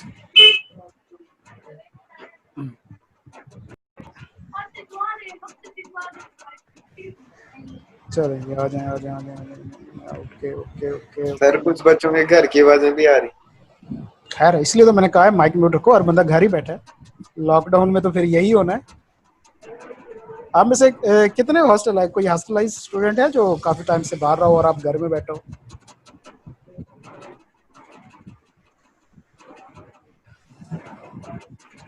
अरूब आप हॉस्टलाइज रहे हैं कभी? बोला अरूब स्टूडेंट है मेरा क्लास का। No sir. नहीं आप घर में ही हैं, फिर आप नहीं समझेंगे। जी कोई हॉस्टलाइज बंदा कौन है? कोई सामने, एक मिनट चैट देखता हूँ। सर माइक म्यूट कर दें, बच्चों की डिस्टर्बेंस होती है। ओके, आप क्या कहते हैं, तमाम लोग अपने अपने माइक म्यूट करें। एक मिनट, मुझे भी अपनी खिड़की बंद करने दें, बाहर सड़क है और सारा शोर अंदर ही आ रहा है।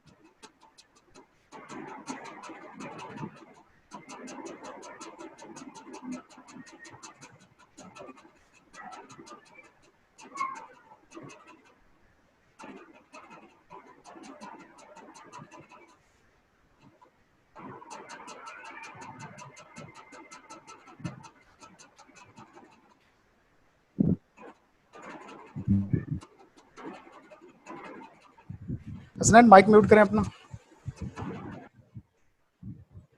ओके तो मैं कह रहा था कि खासतौर पे जो हॉस्टलाइज स्टूडेंट हैं वो इस टाइम क्या कहते हैं, जितने टाइम से, काफ़ी टाइम से अगर हॉस्टलाइज हैं, घरों में बैठे हैं, तो ऑफ कोर्स क्या कहते हैं उनके हालात काफ़ी नाजुक होंगे, लड़ाइयाँ शड़ाइयाँ चल रही होंगी घर में। जी कदीर आपने माइक ऑन किया, खैरियत है?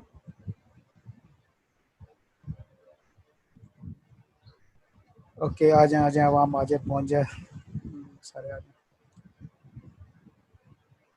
तो फिलहाल मैंने कहा कि मैं अपनी विंडो बंद कर लूँ। वो नहीं होता फेसबुक पे मीम्स वगैरह आ रहे होते हैं लाइव क्लासेस के पीछे, कोई कुल्फियाँ बेच रहा होता है, कोई क्या बेच रहा होता है, तो साथ रोड है, मैंने कहा यहाँ से कोई कुल्फियाँ बेचता है। कल हाफिज साहब मीम्स में शुरू हुए पड़े हूँ। सर अभी अभी ज्वाइन हुआ है, माइक ओपन था। ओके कदीर कोई मसला नहीं जी। हॉस्टलाइज्ड कौन है? मुहिबुल्ला। ओके, तो अगर आप लंबे अरसे से हॉस्टलाइज रहे हैं और आप घरों में हैं, तो उम्मीद है कि आपने काफ़ी सारी घर में लड़ाई झगड़े कर लिए होंगे। और फिर हम ना जो हॉस्टलाइज स्टूडेंट है ना, खासतौर पे जो लंबे अरसे से रहते हैं, तो हमारी आदत होती है हम 2-3 महीने बाद आते हैं, वो एक आधे हफ्ते के लिए, और हमारा बड़ा प्रोटोकॉल और खिदमत शिदमत करा के जाते होते हैं। लेकिन अब जाहिर बात है 3-4 महीने से घरों में पड़े हैं, तो अब हमसे वो चीज़ें हमारे साथ घर वाले नहीं करते और हमें ये डिप्रेशन भी दे रही होती है चीज़ें। तो कोई नहीं, इसको आहिस्ता आहिस्ता हैंडल करें आप अपनी। हाँ प्रोटोकॉल खत्म बकास, कोई प्रोटोकॉल नहीं है तो अपने आप को इस सिचुएशन के मुताबिक ढाल लें और मेरी तरह खुद को आइसोलेट करके, क्वारंटाइन करके एक कमरे में बैठ जाए तो आपकी ज़िंदगी काफ़ी आसान हो जाएगी, मेरा मशवरा है। नहीं तो आप छोटे भाई को कुट के खड़े होंगे, अम्मी से लड़ाई होगी, अब वो खर्चा देना बंद कर देगा और रात की रोटी देने वाला भी कोई नहीं बचेगा आपको घर में तो आइसोलेट कर लें सबसे पहले अपने आप को। कोरोना डिक्लेयर करना है वो कर दो यार, खुद को पर अलहदा कर लो, बच जाओगे। सर जी कौन बेटा जी? सर मैंने एक क्वेश्चन पूछना था आपसे। जी जी बेटा बोलिए। सर ये बता दें कि कौन सा लॉ ज़्यादा इम्पोर्टेंट है पेपर में, पेपर मर्सेंटाइल वाइज, लॉ या यस हाँ paper wise? Paper wise company law plus partnership act और ये निगोशिएबल।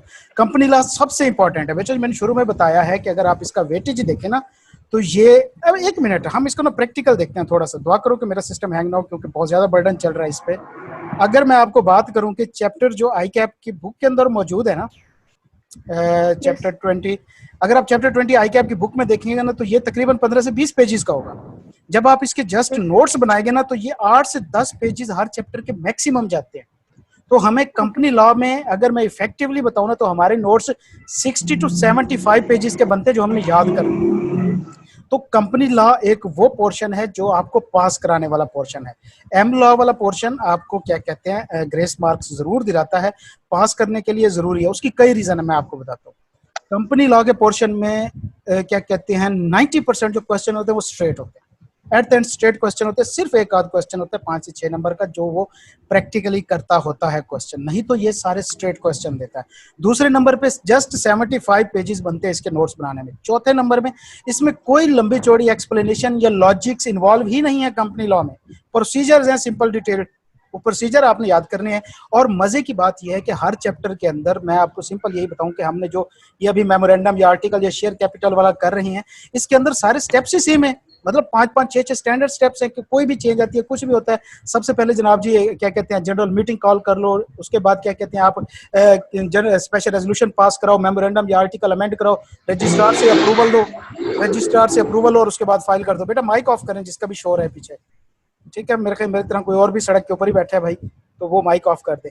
तो लिहाजा हर चैप्टर में हमें कुछ ना कुछ स्टैंडर्ड चीजें मिल जाती है। एक मैनेजमेंट वाला चैप्टर है जिसको आपको रट्टा लगाना पड़ेगा, बाकी तकरीबन ऐसा ही है, सिर्फ पॉइंट्स की फॉर्म में कॉमन सेंस की चीजें और उनको पॉइंट में कन्वर्ट करके दे दिया गया है। और फिर 70 पेजेस सारे बनते हैं यार याद करने के, 50 नंबर हैं इसके पूरे। तो कंपनी लॉ का portion is much more important than M law. M law तो बहुत छोटा सा 15-20 नंबर का उसका सारा वेटेज है। Okay sir. हाँ जो खास तौर पे अभी तक मैंने जी सर अभी तक मैंने तो एम्प्लॉय पढ़ा है, तो वहाँ पर कुछ क्वेश्चन इस तरह से आते हैं जिसका आंसर येस और नो होता है, उसके पीछे एक लॉजिक होता है जो हम देना होता है। तो मुझे ये बता दें कि सबसे पहले हम उसका आंसर स्ट्रेट येस और नो कर दें या पहले हम उसका थोड़ा बैकग्राउंड बताएं कि ये चीज़ है और फिर हम उसको आंसर करें कि येस और नो जो भी उसका आंसर बनता है क्वेश्चन का। इसके बारे में बता दें कि हम रीज़न पहले करें या बाद में करें। ओके तो मैं समझ गया, मैं आपको बता देता हूँ हम चलते हैं ज़रा क्या कहते हैं वापस अपने टेस्ट की तरफ और देखते हैं कि यहाँ पे टेस्ट 3 हमारा पड़ा है, इसमें टेस्ट है एक, देखते हैं और उसके बाद हम चीज़ों को देखते हैं। वकास माइक अपना कैमरा ऑफ कर ले बेटा जी। आप बड़े अच्छे लग रहे हैं माशाल्लाह, लेकिन इसको ऑफ रखें। तो द पब्लिश्ड, अब देखो कि ना ये क्वेश्चन जो था इसमें क्या कहते हैं in accordance with the provision of securities act और नॉट। हमने ये देखना था, हमारे पास 3 सिचुएशंस थी, हमने इनको एनालाइज करना था कि इसको क्या कहते हैं ये कंपनीज एक्ट की प्रोविजन के मुताबिक है कि नहीं है। सिंपल एक इस पॉइंट को देख लेते हैं। 1000 copies of prospectus would be printed. Company ने डिसाइड किया कि वो 1000 कॉपीज प्रिंट करेगा। तो अगर हम क्वेश्चन का आंसर दें तो हम सिंपल से ये कह सकते हैं कि भैया ये in accordance with the provision नहीं है। सिंपल तो आंसर ये बनता है, आपसे यस और नो में आंसर डिमांड नहीं किया जाता बेटा जी, आपको क्या कहते हैं बताना होता है, डिस्कस। आपने, मैं आपको एक बात बता रहा हूं, आपने जिस चीज पे फोकस करना है, आप अभी से नेट पे बैठें, आप इन चीजों के मतलब देखें। एक्सप्लेन का क्या मतलब है, नरेट का क्या मतलब है, ब्रीफ का क्या मतलब है, डिस्क्राइब का क्या मतलब है, डिस्कस का क्या मतलब है, स्टेट ब्रीफली का क्या मतलब है। ये असल पॉइंट्स हैं जिससे हमें पता चलेगा क्या ये प्रैक्टिकल क्वेश्चन है या स्ट्रेट क्वेश्चन है। अगर एक क्वेश्चन है उसके एंड पे आ जाता है कि भैया पूरा एक लंबा सारा केस देता है और कहता है एंड पे narrate the steps, narrate the provision, आपने कोई प्रैक्टिकल नहीं करना। नरेट का मतलब है आपने as it is provision produce करनी है। अगर एक कंपनीज एक्ट की एक प्रोविजन उठा के डाल देता और नीचे लिख देता है एक्सप्लेन, आप विदाउट एग्जांपल नहीं लिख सकते उसे। एक्सप्लेन में आपने एग्जांपल लाजमी देनी होती है। लिहाजा आपने क्वेश्चन की रिक्वायरमेंट के ऊपर देखना है, यहाँ पे डिस्कस करना है आपने। यस में डिस्कस क्या किया आपने, मुझे ये तो बताएं जरा, है यस को डिस्कस कहते हैं? नूर किधर गायब हो गए आप? Yes sir. बेटा जी डिस्कस से क्या मुराद है? कुछ उस पर गपशप की जाए, कुछ उसमें बोला जाए, ऐसे ना? यस यस और नो में तो नहीं होगा। तो अभी मेरे से एक क्वेश्चन हुआ कि अभी क्वेश्चन भी आया, किसी बेटे ने किया कि सर हमें कैसे पता चलेगा कि ये स्ट्रेट क्वेश्चन है या सिनेरियो बेस्ड क्वेश्चन है, प्रैक्टिकल है। तो बेटा जिसके 3 तरीके हैं। सबसे पहली बात तो ये है कि क्वेश्चन की रिक्वायरमेंट को गौर से देखें। वहां पे नरेट का वर्ड लिखा है तो आपने स्ट्रेट लिखना है, वहां पे क्या कहते हैं एक्सप्लेन का वर्ड लिखना है तो फिर वो क्या कहते हैं आपका प्रैक्टिकल क्वेश्चन हो जाता है। डिस्क्राइब लिखा है तो प्रैक्टिकल है, डिस्क्राइब ब्रीफली लिखा है तो प्रैक्टिकल है, लेकिन अप टू सम एक्सटेंट। आप एग्जाम्पल नहीं देंगे, आप वो चीजें नहीं करेंगे, हल्का सा रिलेट करके आप उसको ले जाएंगे। सबसे पहली तो बात है कि आप इन चीजों में डिफरेंस करना जाने। आप में से कितनों को पता है कि भैया एक्सप्लेन का, नरेट का, डिस्क्राइब का, ब्रीफली डिस्क्राइब का, स्टेट का, इनका क्या मतलब होता है? पहला नंबर ये होता है। दूसरे नंबर पे जो है आपको क्या कहते हैं, आखिर में जो सबसे इंपॉर्टेंट है जिससे आपको पता चल सकता है, इसका कोई हार्ड एंड फास्ट रूल नहीं है। जब तक आप पास्ट पेपर की प्रैक्टिस नहीं करेंगे, जब तक आप टेस्ट ज्यादा से ज्यादा सॉल्व नहीं करेंगे, बेशक आप खुद करें, इसमें मैं कुछ नहीं कह रहा। और तीसरे नंबर पे जब तक आप बुक को क्रिटिकली स्टडी नहीं करेंगे तब तक आपको नहीं पता चलेगा। तो ये चीजें टोटल जजमेंट बेस्ड होती हैं। हाँ, हम तुक्का लगा सकते होते हैं कि भाई एंड पे उसकी रिक्वायरमेंट को देख के किसी हद तक अंदाजा लगा सकते होते हैं कि वो क्या पूछ रहा है, नरेट कह रहा है, एक्सप्लेन कह रहा है, डिस्क्राइब कह रहा है, हमें किस तरह चीजें सॉल्व करनी है।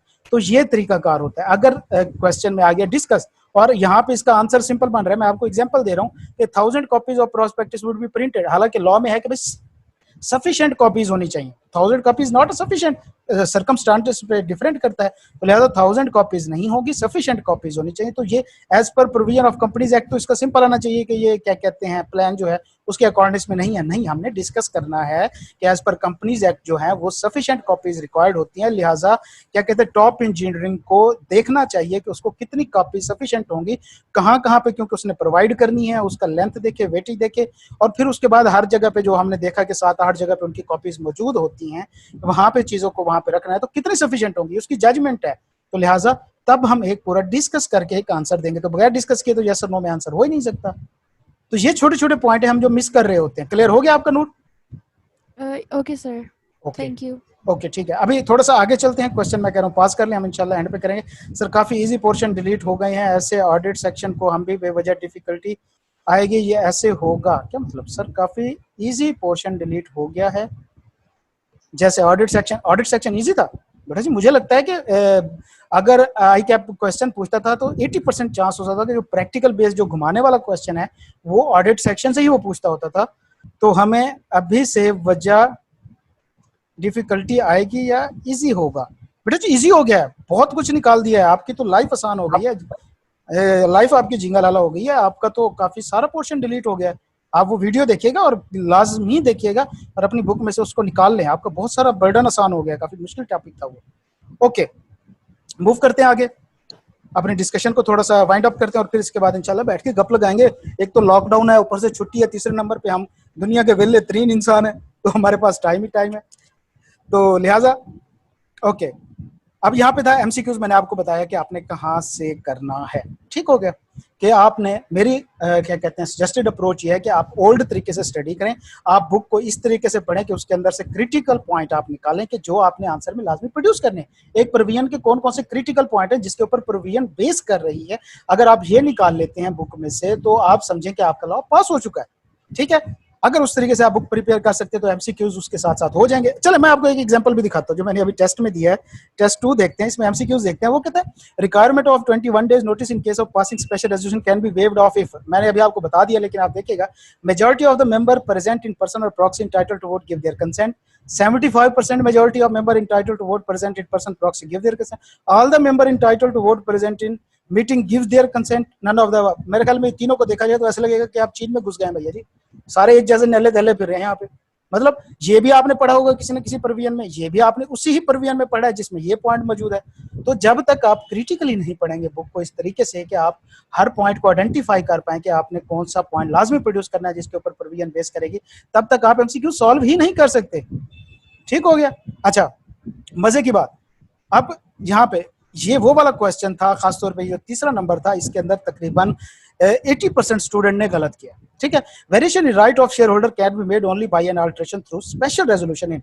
अब यहाँ पे अगर देखें वेरिएशन इन राइट, तो आपको सबसे पहले एक चीज माइंड में क्लियर होनी चाहिए कि बेटा जी जो क्या कहते हैं राइट्स मेमोरेंडम की क्लासेज हैं ही फिक्स। वो नॉर्मल कंपनी के केस में 7 क्लासेज हैं और आप में से ये भी नहीं पता होगा काफी लोगों को कि इन केस के अगर कंपनी लिमिटेड बाय गारंटी है तो कौन सी क्लास नहीं होगी मेमोरेंडम की, टोटल कितनी क्लास होंगी उसमें, तो ऑथोराइज्ड कैपिटल क्लास उसमें नहीं होती अगर उसका शेयर कैपिटल नहीं है। तो लिहाजा उसकी 7 क्लासेस डिफाइंड है मेमोरेंडम की, उसमें कुछ ऊपर नीचे नहीं है, वो एज इट इज आनी है, हर कंपनी की वैसे आनी है। लिहाजा इसके अलावा तमाम चीजें जो होंगी वो आर्टिकल में होंगी। तो लिहाजा ये आर्टिकल की अमेंडमेंट है, इसमें किसी ने बोथ का लगाया हुआ है, किसी ने मेमोरेंडम का लगाया हुआ है, या कंपनी पॉलिसी मैनुअल का लगाया हुआ है। तो आपको इस तरीके से बुक पढ़नी है, आपको इंटरेस्ट लेके पढ़ना है, आपको मजा आना चाहिए पढ़ने में। आप खुद केस डेवलप करो, आप खुद कीड़े निकालो, पहेलियां बूझो, इंजॉय करके पढ़ो, केस डेवलप करो, उसको फिर सॉल्व करो। इतना मजा आएगा ना पढ़ने में, आपको लॉ आपके लिए मसला ही नहीं रहेगा। ओके, यहाँ तक हमारी डिस्कशन को आगे मूव करते हैं। और अगर था कि प्रेजेंटेशन इंपॉर्टेंट है, बेटा presentation is more important than your breathing. आपकी सांस से भी ज्यादा इंपॉर्टेंट है प्रेजेंटेशन। अगर पेपर आई क्या पढ़ ही नहीं रहा, आपके क्या कहते हैं, मैं आपको बताऊं कि आप में से 80% स्टूडेंट वो होंगे जिनके कंसेप्ट क्लियर होंगे, उनकी प्रेजेंटेशन इंतहाई फजूल होगी। वजह क्या है कि उनका जो माइंड होता है वो उनकी लाइन से 2 कदम आगे चल रहा होता है, वो जल्दी उस लाइन पे पहुंचना चाह रहे होते हैं कि भाई ये भाड़ में गई, ये तो लिख ली मैंने।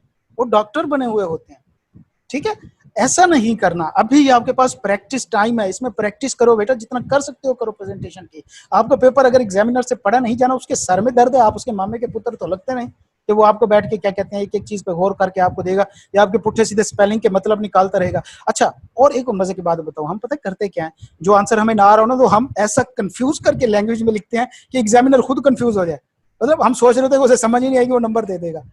ठीक है बेटा, हम यहाँ पे टेस्ट सेशन करा रहे होते हैं ना, तो हम बहुत ही मिनिमम अमाउंट से एक को चेक कर रहे होते हैं, फिर भी हम बैठ के हर चीज गौर से पढ़ रहे होते हैं। वो पता नहीं कितना पैसा ले रहे होते हैं बैठ के, ठीक है। मतलब 1 घंटे का 700-800 रेट होता है चार्टर्ड अकाउंटेंट का, जो क्वालिफाइड बंदा है, एक नॉर्मल क्वालिफाइड बंदा है, तो 1 घंटा बैठ के अगर वो 700-800 एक पेपर ही चेक करता है, उसको मिलता है, तो सोच लो कि कितना डीपली करेगा।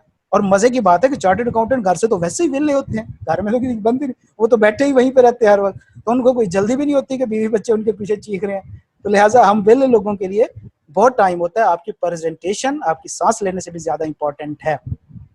ठीक हो गया। क्वेश्चन आए हैं यहाँ पे, देख लेते हैं कि किस भाई को क्वेश्चन। सर हम आपका टेस्ट सेशन कैसे ज्वाइन कर सकते हैं? बेटा जी मैं ऐड पे बता दूंगा, वैसे अभी भी थोड़ा सा बता देता हूँ कि आप इसका डायरेक्ट क्वेश्चन जो है अरसलान को भेज दें, अब वो आपको फौरन सारा कुछ ही गाइड कर देगा।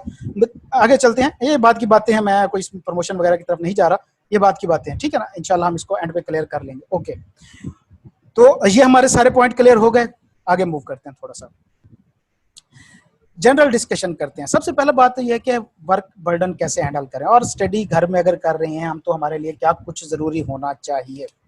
ठीक है, वर्क बर्डन से मुराद बेटा जी ये है कि आपने 3 से 4 सब्जेक्ट लिए, ठीक है, या ये है कि आप सिर्फ एक सब्जेक्ट भी पढ़ रहे हैं, 2 पढ़ रहे हैं। तीसरे नंबर पे ये है कि आप क्या कहते हैं पढ़ ही नहीं रहे, ठीक है।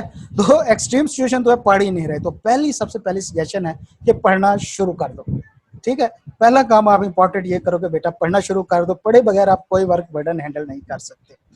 दूसरे नंबर पे ये है कि आप अपना शेड्यूल बनाओ और उसके साथ स्टिक रहो। आपने जो काम करना है डेली बेस करना है। बेटा जी आपको पहले ना मेरी बात लिख के रख लो, आपको पहला हफ्ता ही डिफिकल्टी होगी कि बैठ के पढ़ना है, टांगे तंग करती हैं, दर्द होता है। एक मेरी बात आप पल्ले बांध के रख लें, आपको सारी जिंदगी काम आएगी कि बेटा जी अपने ऊपर तशद्दुद करना सीख लो। अपना कंफर्ट जोन जब तक नहीं तोड़ोगे आप कभी सक्सेसफुल नहीं हो सकते लाइफ में। आप बैठ के पढ़ रहे हो, आपकी टांगे दर्द करती हैं, भाई मरने वाले तो नहीं हो ना, ये सोचो 10 मिनट और बैठ के पढ़ लेता हूँ। आप पढ़ रहे हो, आपका माइंड कहीं और जा रहा है। मैं कभी आपको रिकमेंड नहीं करूंगा आप दिन के 10 घंटे, 8 घंटे, 6 घंटे पढ़ो। एक सब्जेक्ट के लिए 1 घंटा मोर देन इनफ होता है, अगर सिर्फ आप उसको पढ़ो तो। आपका मोबाइल आपके पास नहीं होना चाहिए, आपका माइंड आपके पास होना चाहिए। हमारा क्या होता है, मोबाइल हमारे पास होता है, माइंड कहीं और होता है हमारा। तो आपका मोबाइल नहीं हो, आपका माइंड आपके पास हो। इसके अलावा अगर आप घर में बैठ के स्टडी कर रहे हैं तो आपके घर वालों को पता हो कि आप सीए कर रहे हैं। अगर आपके घर वालों को ये नहीं पता कि आप सीए कर रहे हैं तो फिर आप सीए छोड़ दें, फिर आप सीए नहीं कर सकते। सबसे पहले आप अपने घर वालों को एहसास दिलाएं कि आप सीए कर रहे हैं, और आपको उसके लिए एक माहौल चाहिए। अली रजवाना आप अपना माइक म्यूट करें। ओके, तो घर में सबसे पहली बात यह है कि आप अपना टाइम फिक्स करें। उस टाइम पीरियड में आपको कोई धनिया पुदीना नहीं लेने जाना पड़ेगा, आपको फूफी चाची को नहीं घर छोड़ने जाना पड़ेगा, खैर फूफी को तो नहीं, खालाओं को जाते हैं ज़्यादातर छोड़ने, तो वो नहीं जाना पड़ेगा। आप किसी मामले में इंटरफेयर नहीं करेंगे। लिहाजा आप घर वालों को बताएं कि मुझे अगर पास करना है, मुझे पढ़ना है, तो मुझे 1 घंटा आप लाजमी देंगे, ठीक है। दिन का 1 घंटा अगर लेक्चर ले रहे हैं, टेस्ट ले रहे हैं, मोर देन इनफ है इस सब्जेक्ट को पास करने के लिए, ठीक हो गया। तो कि वर्क हैंडल क्या करना है, सबसे पहले आप डेली बेस पे पढ़ेंगे, आप अपना शेड्यूल बनाएंगे। तीसरे नंबर पे आप पढ़ेंगे जरूर। चौथे नंबर पे आप अपनी पढ़ने की प्लेस, आप अपना टाइम, आप सारा कुछ फिक्स करके रखेंगे और उस पर बैठेंगे, अपने ऊपर तशद्दुद करेंगे, अपने आप को कंफर्ट जोन आप तोड़ेंगे। आप ये सोचेंगे आपने पेपर पास करना है। बेटा जी मैं ऐसे स्टूडेंट को जाता हूँ जो 5-5 अटेम्प्ट लगा के बैठे और उनका पेपर पास नहीं होता, क्वालिफाइंग अटेम्प्ट में बेचारे बैठे और वो पेपर पास नहीं कर पा रहे, ठीक हो गया। लिहाजा पेपर पास करने की खुशी सबसे ज्यादा होती है, आप इसको प्रेफर करेंगे। आगे चलते हैं, उसके बाद ये देखते हैं कि अगला हमारा टॉपिक कौन सा आ जाता है, कंक्लूजन रिमार्क्स। कुछ हम क्या कहते हैं ना, मैं अपनी जरा कुछ फाइंडिंग दे देता हूँ, कुछ गपशप कर लेते हैं और उसके बाद इंशाल्लाह अगला जो हमारा सेशन होगा वो क्या कहते हैं इसका होगा। अब बेटा जी अब मेरी बातें कुछ गौर से सुनिएगा, खासतौर पे जो सीरियस स्टूडेंट है।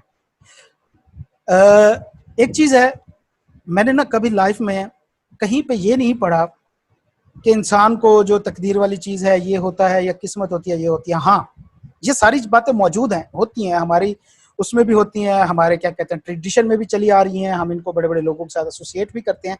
लेकिन सबसे ऑथेंटिक जो हमारे पास चीज है ना वो है लाइसल इंसान इल्ला मासा, जो मैंने पढ़ा है कि आपको वो मिलेगा जिसकी आप कोशिश करते हो। अगर आप सोच रहे हो कि आप बगैर मेहनत के पेपर निकाल के चले जाओगे तो यकीन करो कि वो किसी मेहनत वाले का हक मारा जाएगा, और अल्लाह ताला सबसे बड़ा इंसाफ पसंद है, वो किसी का हक नहीं मारता। अगर आप बगैर मेहनत के कहते हैं कि आप पास हो जाएंगे तो ये आपकी भूल है। अगर आप मेहनत करते हैं और उसके बाद आप अल्लाह ताला से नहीं मांगते और कह देते हैं कि भैया मेरी मेहनत ही सारा कुछ है, मैं इस पे पास कर जाऊंगा, बेटा जी ये गरूर कहलाता है। और गरूर जो है ये सिर्फ अल्लाह ताला की जात की एक सिफ्त है, इंसान पे नहीं जचता। तो अगर आप मेहनत करते हैं और उसके बाद अल्लाह ताला से नहीं मांगते तो आप गरूर कर रहे हैं। गरूर करने वाले का सर हमेशा नीचे रहता है, आप कभी सक्सेसफुल नहीं हो सकते। पहला पॉइंट मैं आपको कुछ एडवाइस दूंगा कि आपने पढ़ना शुरू करें। आप मेहनत नहीं करेंगे कोई रिवार्ड नहीं है आपके लिए। जितनी बड़ी डिग्री होगी उतने ज्यादा सेक्रीफाइस लेंगे आपसे, आपके अटेम्प्ट्स भी लगेंगे, आपको मसला भी आएगा, आप फेल भी होंगे। आपके बस में जो चीज़ है आप वो पूरी करें। कामयाबी नाकामी आपके हाथ में नहीं है, आपने मेहनत करनी है, आप अपनी मेहनत पूरी करें, बाकी अल्लाह ताला के हाथ पे छोड़ दें कि वो जब आपके लिए बेहतर टाइम होगा तब वो आपको प्रोवाइड कर देगा। वक्त से पहले अगर आपको कोई चीज़ दे दी जाएगी तो आप बेऔकाते हो जाएंगे भाईजान, आप बंदे को बंदा नहीं समझेंगे। और अगर वक्त के बाद मिलेगी तो फिर यह है कि आप कुफर की तरफ चले जाते हैं, नाउमीदी की तरफ चले जाते हैं। तो अल्लाह ताला इंसान पे उसकी जात से बढ़ के बोझ नहीं डालता, आपको वो चीज़ तब मिलेगी जब आपका सही टाइम होगा। आपने अपनी तैयारी पूरी रखनी है। अब जो सीरियस स्टूडेंट है उनके लिए मेरे कुछ क्या कहते हैं एडवाइसेस हैं। पहले नंबर पे ये करना है कि भैया आपने सिर्फ स्टडी टेक्स्ट फॉलो करनी है, स्टडी टेक्स्ट पढ़ना है और उसके नोट्स अपने बनाने हैं। दूसरे नंबर पे आप एक लाजमी काम कीजिएगा कि अगर आपको नहीं आइडिया कि आपने बुक को कैसे पढ़ना है या पॉइंट्स की फॉर्म में कैसे कन्वर्ट करना है, तो आप इस क्लास के बाद अरसलान को कांटेक्ट करके मेरे कुछ लेक्चर फ्री ऑफ कॉस्ट वहाँ पे अवेलेबल हैं, 5-6 लेक्चर जो हैं वो आपको दे देगा। उससे आपको इतना फायदा कम से कम जरूर हो जाएगा कि आपने बुक को पढ़ना कैसे है, मतलब 2-3 चैप्टर मैंने उसमें कवर कर दिए हैं, तो आप कम से कम वो लाजमी लीजिएगा कि आपको पता चल जाए कि आपने बुक पढ़नी कैसे है। तीसरे नंबर पे जो है कि आपने हर चीज शेड्यूल के मुताबिक डेली बेस पे पढ़नी है। 5वें नंबर पे पुत्र जी अपने माँ बाप का ख्याल कर लो। आप सीए करने आए हो ना, सिर्फ आपकी उम्मीदें नहीं हैं ये, ठीक है। आप कामयाब हो जाओगे ना, आपके चाचे मामे ताए सारे उम्मीद लगा के बैठे हैं ये कामयाब होगा तो क्या कहते हैं हम इसके चाचे मामे ताए बन जाएंगे, हमारे बेटों के लिए भी कुछ करेगा, हमारे लिए भी कुछ करेगा। आप फेल हो जाते हैं तो यही चाचे मामे ताए आपके माँ बाप को ताना देंगे। आप किसी का ना सोचें, आप अपना ना सोचें, सिर्फ माँ बाप का सोचें कि वो कितना कुछ करके आपको पढ़ा रहे हैं, किसकी माँ ने किसके लिए कितना जेवर बेचा है। आप ये सोच के देखें कि आप इस टाइम आपके हाथ में मोबाइल है, आपके पास नेट है, आप इस वक्त मेरी आवाज़ कहीं बैठ के सुन रहे हैं। आप अपने इर्द गिर्द देखिए, आपके अम्मू अब्बू के पास भी ये फैसिलिटी नहीं होगी। उनके जूते पुराने देखें, अपने माँ बाप के चेहरों के झरियों को देखें और अपने हाथ की लकीरों को देखें, उनका खून रस रस के आपके हाथों में आ चुका है। तो उनका एहसास करें, एक बार बैठ के पढ़ लें, 2-1 महीने की एफर्ट है, कहीं नहीं आप मर रहे। पढ़ने की वजह से आप मर जाएंगे तो अल्लाह ताला को क़यामत के दिन आप मेरा गिरबान पकड़ लीजिएगा, मैं जवाब दूंगा। अपने माँ बाप का सर ऊंचा करें। हम सीए वाले लोग होते हैं ना, हमारी कोई इतनी लंबी लंबी एक्सपेक्टेशन नहीं होती कि लंबा गाड़ी, बड़ा बंगला, बड़ा घर। हमारी यार एक छोटी सी ख्वाहिश होती है यार हमारे माँ बाप जो है वो हमारे बीवी बच्चे या हमारे घर में खुश बैठे। हम बड़ा बंगला भी देखते हैं ना तो उसमें यही देखते हैं कि सैन में हमारे माँ बाप बैठे हैं और वो अखबार पढ़ रहे हैं या खुश हो रहे हैं, बच्चों के साथ खेल रहे हैं। तो एट द एंड आप अपने लिए भी ना करें, आप किसी के लिए ना करें, अपने माँ बाप के लिए करें। उनकी बहुत ही उम्मीदें होती हैं। जब वो आपको सीए बनाते हैं ना, जब आप एक पेपर पास करते हैं, कभी उनका सीना चौड़ा करके देखो। सिर्फ आप तो सिर्फ सीए कर रहे हो, आपके पीछे मेहनत, और जो आपके माँ बाप अपना आपका वालिद जो है चौड़ा सीना करके बताता है कि भाई मेरे इलाके में 2 मुंडे सीए कर रहे हैं, एक मेरा पुत्र है तो एक चौधरी का पुत्र है, 2 बंदे सीए कर रहे हैं, तो उनको क्या कहते हैं, लेट डाउन ना करें काइंडली। आपके ऊपर ये बर्डन बढ़ जाएगा, अभी आपकी डिलेज की वजह से आप इसे लाइफ टाइम कवर नहीं कर पाएंगे आगे। ठीक हो गया? तो इसको कुछ बातें पहले बांध लीजिएगा, ये एक्स्ट्रा हो गई है। अब ये है कि भैया जी आप अपने क्वेश्चन कर सकते हैं 1 by 1।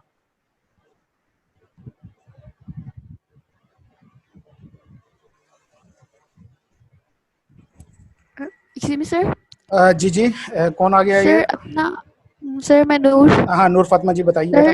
सर जो चैनल है आपका उसके बारे में भी करने की दफ़ा आप बता दें। बेटा जी यूट्यूब पे चैनल है CANND के नाम से सर्च करेंगे ना, CA न्यूज़ एंड डिस्कशन है वहाँ पे, तो N&D, एंड वो सिंबल वाला डालना है, AND वाला नहीं डालना, ND कर देंगे तो वहाँ आपको इंशाल्लाह वो चैनल मिल जाएगा। उस पर काफ़ी सारे आपके एक्सप्लेनेटरी मटेरियल भी मिल जाएगा और उस पर लेक्चर भी मौजूद है यूट्यूब पे। लेकिन मैं आपको सिर्फ उस सूरत में कहूँगा कि आप उन लेक्चर की तरफ जाएँ अगर आप 45 से ऊपर फेल हुए हैं, तो वो लेक्चर आपको एक क्या कहते हैं सीक्वेंस या शेड्यूल प्रोवाइड करेंगे कि आपने इस मुताबिक तैयारी किया। अगर आप उससे नीचे फेल हुए 45 से, मैं आपको बिल्कुल नहीं रिकमेंड करूंगा कि आप उन लेक्चर की तरफ जाएं। एक तो वो बहुत फास्ट स्पीड में किया गया, मतलब 30 लेक्चर्स में कवर किया गया पूरा सिलेबस। दूसरा ये है कि आपकी अभी तैयारी इतनी नहीं है कि आप उन लेक्चर्स को, आपको साथ पास पेपर भी चाहिए, आपको टेस्ट भी चाहिए, तब जाके आप पास होंगे। बहुत रिस्की अप्रोच हो जाएगी। और कोई क्वेश्चन बेटा? सर क्योंकि अभी तक तो मैंने कोई भी अटेम्प्ट नहीं दी, मैं फर्स्ट टाइम अटेम्प्ट दूंगी। फर्स्ट टाइम आप उन लेक्चर्स पे नहीं जाइएगा। Okay okay sir. आप और सर जो टेस्ट है, हम आपकी टेस्ट कैसे ले सकते हैं? टेस्ट सेशन आपका कैसे ज्वाइन कर सकते हैं? बेटा जी आपको इस क्लास के बाद मैं अरसलान को कहूँगा कि वो अपना नंबर जो है, या हमारा एक ग्रुप एडमिन है अरसलान, या CND के नाम से उसका CA ब्रांड के नाम से एक हमारा एडमिन आ रहा है, आप उसको डायरेक्ट मैसेज भी कर देते हैं, वो अपना वरना ओके वैसे सर। मैसेज छोड़ भी देगा ग्रुप में कि आप उससे रब्ता कर लें। वो ओके हमारा एडमिन है एक्चुअली, वो डीलिंग करता है ये सारी। ठीक है, वो आपको क्लास का भी ओके बता सर। देगा, वो आपको टेस्ट सेशन का भी बता देगा।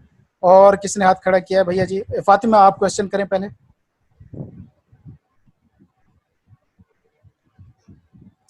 सर अगर हम टेस्ट सेशन ज्वाइन कर लें, जैनब का क्वेश्चन है, तो जो टेस्ट मिस हो गए हैं वो भी मिल जाएंगे। बेटा वो टेस्ट भी आपको मिल जाएंगे, और उसके बाद ये है कि उनके ऊपर जो डिस्कशन की क्लासेस है वो तो वैसे आपको यूट्यूब पे मिल जाएंगी, और वो सॉल्व करके भी आप देंगे और उसके सोल्यूशन भी मिलेंगे और उनको चेक भी किया जाएगा। तो पूरी तैयारी आपकी हो जाएगी उसमें। सर काइंडली प्रेजेंटेशन के बारे में गाइड कर दें या सेपरेट वीडियो बना दें। बेटा जी मैं ट्राई करूंगा। मेरे दिन में 3 लेक्चर होते हैं, ऑडिट के भी होते हैं, BM के भी होते हैं, लॉ के भी होते हैं, उसके बाद फिर मेरा टेस्ट सेशन भी है जिसमें तकरीबन 30 to 35 स्टूडेंट्स भी हैं। तो उसके बाद मेरे पास इतनी हिम्मत नहीं बचती, आप खुद देख लें कि मैं 2 घंटे 2.5 घंटे से मुसलसल बोल रहा हूँ, तो हिम्मत नहीं बचती कि मैं किसी और वीडियो की तरफ जाऊँ। तो मैं यूट्यूब पे भी सिर्फ उनकी रिकॉर्डिंग डाल देता हूँ जो मेरी लाइव क्लासेस। इंशाल्लाह मैं कोशिश करूंगा कि मैं इसके ऊपर वीडियो बना दूँ। उसके बाद सर पेपर में आंसर एग्जैक्ट प्रोविजन ही लिखनी है या फिर क्रिटिकल वर्ड यूज करके अपनी वर्डिंग में भी लिख सकते हो? बेटा जी क्रिटिकल वर्ड ही एक्चुअली प्रोविजन होते हैं, बाकी आप अपना वर्ड कर सकते हो। मैं आपको बता देता हूँ कि भैया स्पेशल रेजोल्यूशन के अंदर जो हमने डेफिनेशन पढ़ी है उसके अंदर कौन कौन सा क्रिटिकल आप वर्ड लिखते हैं।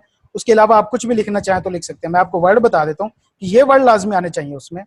किधर गई अपनी हमारी डेफिनेशन, किधर गई भाई? डेफिनेशन गायब हो गई मुसलमानों, किधर गई भाई?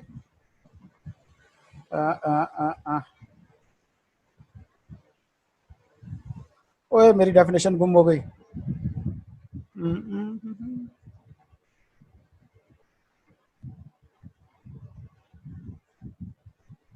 हाँ ये मिल गई। ठीक है, इसमें मैं आपको क्रिटिकल पॉइंट बताता हूँ। एटलीस्ट 75% मेजोरिटी लाजमी होनी चाहिए, मेंबर प्रेजेंट इन पर्सन और प्रॉक्सी ये लाजमी होना चाहिए, इंटाइटल टू वोट लाजमी होना चाहिए, इसमें जनरल मीटिंग लाजमी होनी चाहिए, एटलीस्ट 21 डेज नोटिस लाजमी होना चाहिए, स्पेसिफाइंग इंटेंशन लाजमी होनी चाहिए, और एक्सेप्शन में आपने ऑल मेंबर लाजमी लिखना है, entitle to attend and vote लाजमी लिखना है, प्रेजेंट इन द मीटिंग।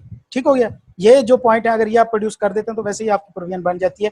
इसके अलावा आप अपनी वर्डिंग यूज करना चाहें तो बेशक कर सकते हैं, कोई मसला नहीं है इसमें, आपका क्वेश्चन ठीक हो जाएगा। और क्वेश्चन 1 मिनट देखते हैं। सर जी आपकी लॉ की क्लासेस में कितना सिलेबस हो गया? बेटा जी मैंने 3 चैप्टर करा दिए हैं, और इन केस के अगर आप लेना भी चाहते हैं तो कोई मसला नहीं है, आपको रिकॉर्डेड लेक्चर पीछे वाले सारे मिल जाएंगे, और वो सेल्फ एक्सप्लेनेटरी लेक्चर है, उसमें कोई मसला नहीं है। आप अरसलान से रब्ता करके पहले वाले कुछ जो है ना वो देख ले, बल्कि वही ट्रायल ही होंगे, इससे ज्यादा एक्स्ट्रा कोई सिलेबस ज्यादा कवर नहीं हुआ। लेकिन हाँ बेटा जी सबसे अहम चीज जो अभी तक कोई पूछ ही नहीं रहा कि हमने सिलेबस कवर कैसे करना है, जिसके ऊपर हमारी क्लास है। तो शहजादे ही हो यार, चीते ही हो, सारी बहस करके हम बैठ गए, हमने किया नहीं है। देखो बेटा सबसे पहली चीज जो है ना, मैं अपनी आपको अप्रोच बताऊंगा कि मैं पढ़ा कैसे रहा हूँ, जो मेरी अप्रोच है उससे आप खुद ही अंदाजा लगा लेंगे कि हमने सिलेबस कवर कैसे करना है। तो ठीक है, हमारे पास अगर इफेक्टिवली देखा जाए तो जून के स्टार्ट से लेकर अगस्त के एंड तक, जून जुलाई अगस्त 3 मंथ्स बचते हैं। मेरी इसमें अप्रोच ये है कि मैं तकरीबन with in 1 month company law का पोर्शन पूरा खत्म करा दूंगा। सबसे पहले मैंने कंपनी लॉ कराना है और उसका पूरा पोर्शन मैंने कंप्लीट करा देना है, ठीक है। कंप्लीशन के दौरान हर चैप्टर के बाद उसका टेस्ट मैं लाजमी लेता हूँ, हर चैप्टर के बाद उसका टेस्ट होता है, फिर 2-3 चैप्टर का इकट्ठे भी टेस्ट ले रहा हूँ। तो लिहाजा ये तब तक चलता रहेगा जब तक हमारा के कंपनी लॉ का पोर्शन खत्म नहीं होता, ठीक है। विद इन 1 मंथ मैंने ये खत्म कराना है। उसके बाद विद इन 15 डेज मैंने पार्टनरशिप एक्ट और नेगोशिएबल इंस्ट्रूमेंट उनकी टेस्टिंग वगैरह के साथ उसको खत्म करा देना है। विद इन 3 डेज या 2 डेज मैंने, अब क्योंकि कम हो गया 2 दिन बहुत है, पहला चैप्टर कवर कराना है, तो मैंने 1.5 महीने के अंदर 75% का जो पेपर है वो कवर कराना है। बाकी जो 25% मार्क्स होंगे वो मैंने अगले 1.5 महीने में कवर कराने, और उस दौरान बेतहाशा टेस्ट होंगे कंपनी लॉ के, चैप्टर पार्टनरशिप के, नेगोशिएबल इंस्ट्रूमेंट के और चैप्टर 1 के, ठीक है। तो आपकी खुद की अप्रोच भी यही होनी चाहिए कि आप with in 1 month company law cover करो, उसके बाद बाकी चीजें आहिस्ता आहिस्ता करते जाएं, लेकिन बैक एंड पे कंपनी लॉ के जितने ज्यादा प्रैक्टिकल क्वेश्चन सॉल्व कर सकते हैं आप करें, ठीक है। पहले माह के अंदर आपका कंपनी लॉ जून के एंड तक खत्म हो जाना चाहिए। उसके बाद ये है कि आप एक और चीज कि आप अपनी बुक को 3 बार करेंगे। एक बार आपने करनी है पूरी स्टडी टेक्स्ट पढ़ के, दूसरी बार आपने करना है, हमारे पास 10 मिनट रह गए हैं वीडियो के, इसके बाद हम इंशाल्लाह इसको खत्म करेंगे। दूसरे नंबर पे आपने करने हैं अपने नोट्स जो आपने बनाने हैं, लिख के बनाने हैं। तीसरे नंबर पे आप उन्हीं नोट्स से पास पेपर सॉल्व करेंगे, उन्हीं नोट्स से तीसरी बार भी लिखना है। चौथी बार आप जाके एग्जाम से 5 दिन पहले विद इन 2 to 3 डेज आपने पूरी की पूरी रिवीजन करनी है, सिर्फ नोट्स पढ़ने हैं। हमने क्या किया, बुक सिर्फ एक बार पढ़ी, एक बार हमने नोट्स लिखे, दूसरी बार हमने नोट्स के जरिए हमने पास पेपर किए, तीसरी बार जो है हम विद इन 2 डेज जो होंगे लास्ट वाले, उसमें एक दिन में कंपनी लॉ और एक दिन एम लॉ सिर्फ नोट से अपना पढ़ के खड़काएंगे, हमारी तैयारी पूरी हो जाएगी। ओके, आगे चलते हैं सर। काइंडली आप ब्रीफली एक्सप्लेन लिस्ट टीटीसी में डिफरेंस क्या होता है, बता दें बेटा जी। इतनी छोटी वीडियो में, अब हमारे पास वैसे भी 10 मिनट रह गए, मैं इंशाल्लाह इस पे वीडियो बना के अपलोड कर दूंगा, वो आपको समझा दूंगा। थोड़ा बहुत मैंने बीच में टच दे दिया है, अगर आप वीडियो को दोबारा से देखेंगे इसको रिकॉर्डिंग को इंशाल्लाह तो वो आपको समझ आ जाएगा। सर रिमेनिंग मंथ में मैक्सिमम कितने पेपर देने चाहिए अगर तैयारी? बेटा 2 से ऊपर ना जाइए, एडवाइजेबल यही है कि 2 पेपर दें। मैं कभी आपको नहीं कहूंगा कि आप 3-4, यार देखो ना हमारा जब रिजल्ट आता है ना हम जज्बाती हो जाते हैं कि हम 8 पेपर या 10 पेपर उठाएंगे और इस बार कर देंगे। ये सबसे गलत अप्रोच है। एक एक करके जाओ, लेकिन पास करते जाओ, एक एक करके जाओ, पास करते जाओ। हमारी कैफ लेवल तक ना, आपको जब आप कैफ लेवल क्लियर करोगे ना, वो खुशी जो होती है ना, वो दुनिया की किसी भी खुशी से बड़ी खुशी है। हमारा कैफ लेवल पास करना हमारे फाइनल क्वालिफाई करने से भी ज्यादा खुश होता है। वजह क्या है? हमारा टाइम पीरियड वेस्ट हो रहा है जब तक क्वालिफाई नहीं हो रहे, जब तक हम ये क्वालिफाई नहीं करते, हमारी आर्टिकल नहीं स्टार्ट हो रही, हम उसको किसी काउंट में नहीं कर रहे। लेकिन जब हम कैफ कर जाते हैं उसके बाद आर्टिकल में हमारा टाइम लग रहा होता है, फिर या उसके बाद हमें जॉब भी मिल जाती है, तो हमारा टाइम वेस्ट नहीं हो रहा होता। जब तक कैफ नहीं कर रहे आप क्या कहते हैं, अपना टाइम वेस्ट कर रहे हैं। तो कैफ जितनी जल्दी हो सकता है निकाले। एक अटेम्प्ट में एक पेपर देना है, दें, जितने कम दे सकते हैं, जितने हैंडल कर सकते हैं उतने दें, लेकिन पास होना शर्त है। लंबी चौड़ी ज्यादा, जितने ज्यादा पेपर लेंगे आप रिस्क करेंगे। मैं कभी आपको एडवाइस नहीं करूंगा कि अगर आपके पास 6 मंथ भी तैयारी करने के लिए तो आप 3 से ऊपर जाएं। 3 पेपर मैक्सिमम, अगर आपके पास 6 मंथ है, 6 से कम है तो आप 2 पेपर से ऊपर मत जाइए। आगे चलते हैं, अगला क्वेश्चन है, any guideline for second time repeater who start from tomorrow? बेटा जी पहली बात तो ये है कि आप अपनी आज की वीडियो से ये देखो कि आपने मिस्टेक्स कहाँ पे की थी। दूसरे नंबर पे आपने ये करना है कि आपने न्यू बुक लेनी है, जिस टीचर की भी लेनी है न्यू बुक लें, नोट्स लेने हैं न्यू तरीके से लें। अगर किसी के लेक्चर ले रहे हैं तो पुराने तमाम जो आपके कंसेप्ट है उनको भूल जाएं और नए कंसेप्ट लें। नई बुक लें, नया रजिस्टर उठाएं और उसको पैटर्न के ऊपर बैठ के एक तरतीब से, आराम से और एक सीक्वेंस से, शेड्यूल के मुताबिक तैयारी करना शुरू करें। इंशाल्लाह कहीं पर कोई मसला नहीं आएगा। रिपीटर्स के लिए ये मेरी एडवाइस है, ठीक है। पुरानी बुक से एक तो 2-3 मसले आते हैं। सबसे पहली बात है हम बुक देख देख के थक चुके होते हैं। दूसरे नंबर पे हमने जो पिछली बार ही प्रोड्यूस किया होता है वही नोट्स ही लिखे होते हैं, हमने कोई नई चीज तो उसमें से नहीं लिखी होती। लिहाजा जब हम नई बुक पढ़ते हैं, एक तो ये होता है कि वो मोनोटोनियस सा इफेक्ट खत्म हो जाता है। दूसरे नंबर पे हम दोबारा से हाईलाइट करते हैं, दोबारा से चीजें लिखते हैं, दोबारा से मीनिंग लिखते हैं, तो हमारी क्या कहते हैं प्रैक्टिस हो जाती है। ठीक हो गया।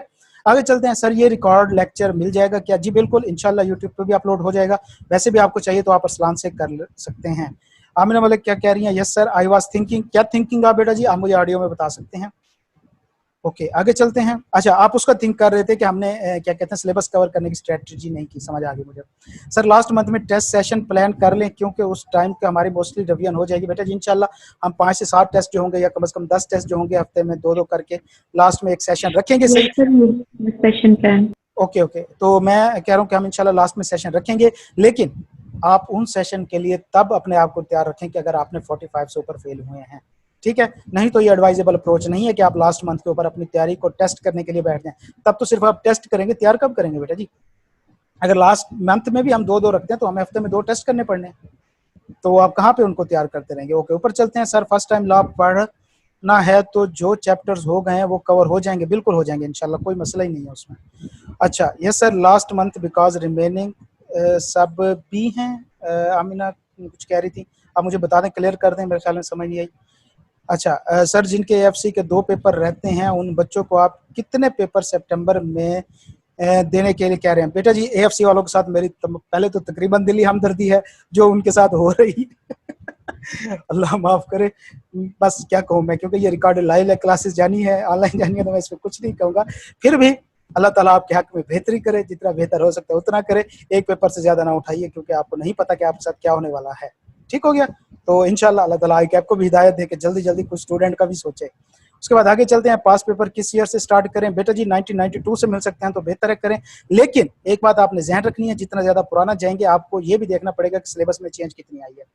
ठीक है, आपको अप टू डेट सिलेबस के हिसाब से हर क्वेश्चन को करना होगा। बहुत ज्यादा सिलेबस ऐड हुआ है, डिलीट हुआ है, खासतौर पे 2013 की पॉलिसी के बाद जब कंपनीज एक्ट डिलीट हुआ है, मर्ज हुआ है, तो कंपनीज एक्ट का बहुत सारा पोर्शन उन्होंने निकाल दिया है। तो एडवाइजेबल यही है कि जितना पीछे जा सकते हैं जाए, नहीं तो 2013 से आगे आगे कर लें। ड्राफ्ट कैसे करते हैं क्वेश्चन, कोई ड्राफ्टिंग गाइडलाइन? बेटा जी ड्राफ्टिंग गाइडलाइन मैं आपको बता ही रहा हूँ कि आपने पैराग्राफ की फॉर्म में नहीं लिखना, पॉइंट्स की फॉर्म में लिखना है। दूसरी बात यह है कि इनिशियली अभी से आप प्रैक्टिस करना शुरू कर दें कि आप आराम से बैठ के लिखने की प्रैक्टिस करें। अभी आप अगर एक क्वेश्चन को सॉल्व करने की डेडलाइन 10 मिनट है तो आप उसको 15 मिनट लगाएं, लेकिन आराम से करें। हमारे पेपर में मैंने कहा यही होता है कि हम इनिशियली तो बड़ा प्यारा सा करके लिख रहे होते हैं, एंड तक जाते जाते हम डॉक्टर बन जाते हैं, हमें अपना लिखा नहीं समझ आ रहा होता, पता नहीं क्या लिख रहे होते हैं। तो लिहाजा ये सिर्फ इस वजह से होता है कि हमारी प्रैक्टिस नहीं होती। शुरू में तो हम कॉन्शियस माइंड के साथ लिख रहे होते हैं, बाद में हमारा माइंड प्रेजेंटेशन की तरफ से अनकॉन्शियस हो जाता है। तो वो जब तक आप प्रैक्टिस नहीं करेंगे तब तक आप उसको नहीं प्रोड्यूस कर सकते। सर लॉ रिपीट करना और ऑडिट एंड कॉस्ट न्यू है, what's your opinion for 3 months? बेटा लॉ के साथ कॉस्ट बहुत ही मुश्किल टॉपिक हो जाएगा। लॉ रिपीट है, ऑडिट आप कर सकते हैं, दोनों ही लेंथी है, लेकिन कॉस्ट इनमें सबसे ज्यादा लेंथी है। आप देख लें, मैं कहूंगा कि आप 2 लेके जाएं, 3 ना लें। ठीक है, लेकिन एक चीज है कि जो हमारी एग्जाम की अनसर्टेनिटी चल रही है, कोई पता नहीं है कि कैफ के एग्जाम भी होंगे टाइम पे के नहीं होंगे, तो उस हिसाब से अगर आप रिस्क लेना चाहते तो ले सकते हैं। Okay sir, thank you. मर्जी है सर, मोहम्मद सुफियान, किस बात की मर्जी है बेटा जी? हमारी क्या मर्जी है, अल्लाह की मर्जी है। सर आर्टिकल्स के बाद किस टाइप की जॉब होती है? बेटा जी जलालत वाली जॉब होती है।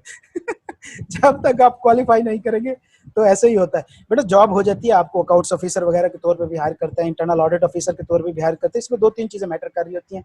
सबसे पहले आप किस इंडस्ट्री से आपने आर्टिकल किए हैं, कहाँ से आर्टिकल किया है, फॉर्म भी थोड़ा बहुत मैटर करती है।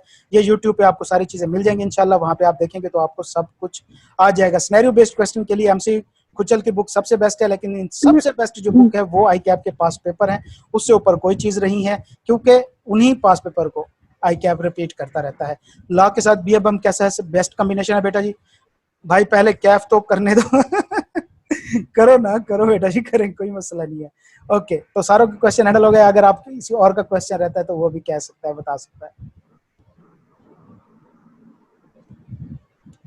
लाइवा आपका माइक ऑन है, कोई क्वेश्चन? सर CA में टाइम ड्यूरेशन मैटर करता है या अटेम्प्ट्स? बेटा दोनों ही मैटर करते हैं, आपका नसीब मैटर करता है। आप दोनों सूरत में ही अपने माँ बाप का पैसा ही वेस्ट कर रहे होते हैं। जब आप प्रैक्टिकल फील्ड में आ जाते हैं तो 2-3 चीजें मैटर कर रही होती हैं। मैंने आपको बताया आपका प्रैक्टिकल वर्क कितना है, आपने किस फर्म से या किस जगह से आपने आर्टिकल की थी, तीसरे नंबर पे आप खुद कैसे बनते हैं, ये चीजें मैटर करती हैं। अटेम्प्ट्स वगैरह आगे कोई नहीं पूछता। इतना यहाँ तक होता है कि सिर्फ बिग 4 के अलावा बाकी कई फर्म में भी अटेम्प्ट इतनी मैटर नहीं कर रही होती।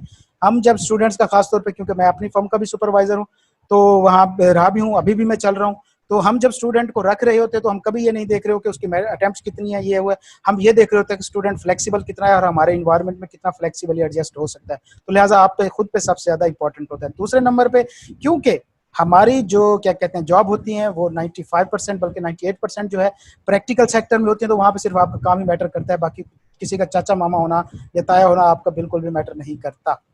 ओके, बी लॉ के साथ टैक्स एंड इको कैसा कॉम्बिनेशन है? बेटा अगर आपने फर्स्ट टाइम देने हैं तो 3 पेपर ना उठाएं। बी लॉ के साथ टैक्स अच्छी चीज है, या बी लॉ के साथ इको कर लें, तो दोनों ही बेहतर हैं, इसमें कोई मसला नहीं है। लॉ के साथ BMBS का कॉम्बिनेशन कैसा है? बेस्ट है बेटा जी।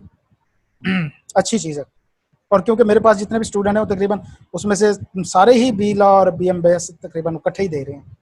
सर जून में अटेम्प्ट होगी FC की, अभी तक तो जो नोटिफिकेशन है उसमें हो गए हैं। आपका क्या ओपिनियन है सर, जून में अटेम्प्ट होगी एफसी की? नहीं बेटा, नहीं होगी, पॉसिबल ही नहीं है। आई कैप कम से कम 1 महीना पहले एसओपीज बता देता है।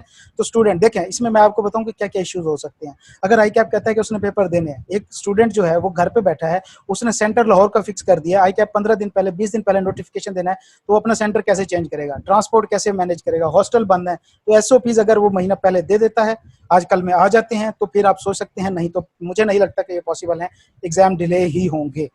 अथॉरिटी या इसकी इजाजत नहीं देने वाली। सर लॉ, अकाउंटिंग और इको फास्ट ट्रैक में दी थी मैंने, रह गया। बेटा 3 चीजें फास्ट ट्रैक में क्यों उठा रहे, यही जल्दबाजी हमें मार जाती है। इको फास्ट ट्रैक में दी थी मैंने, रह गया है अभी, ठीक है तीनों सब।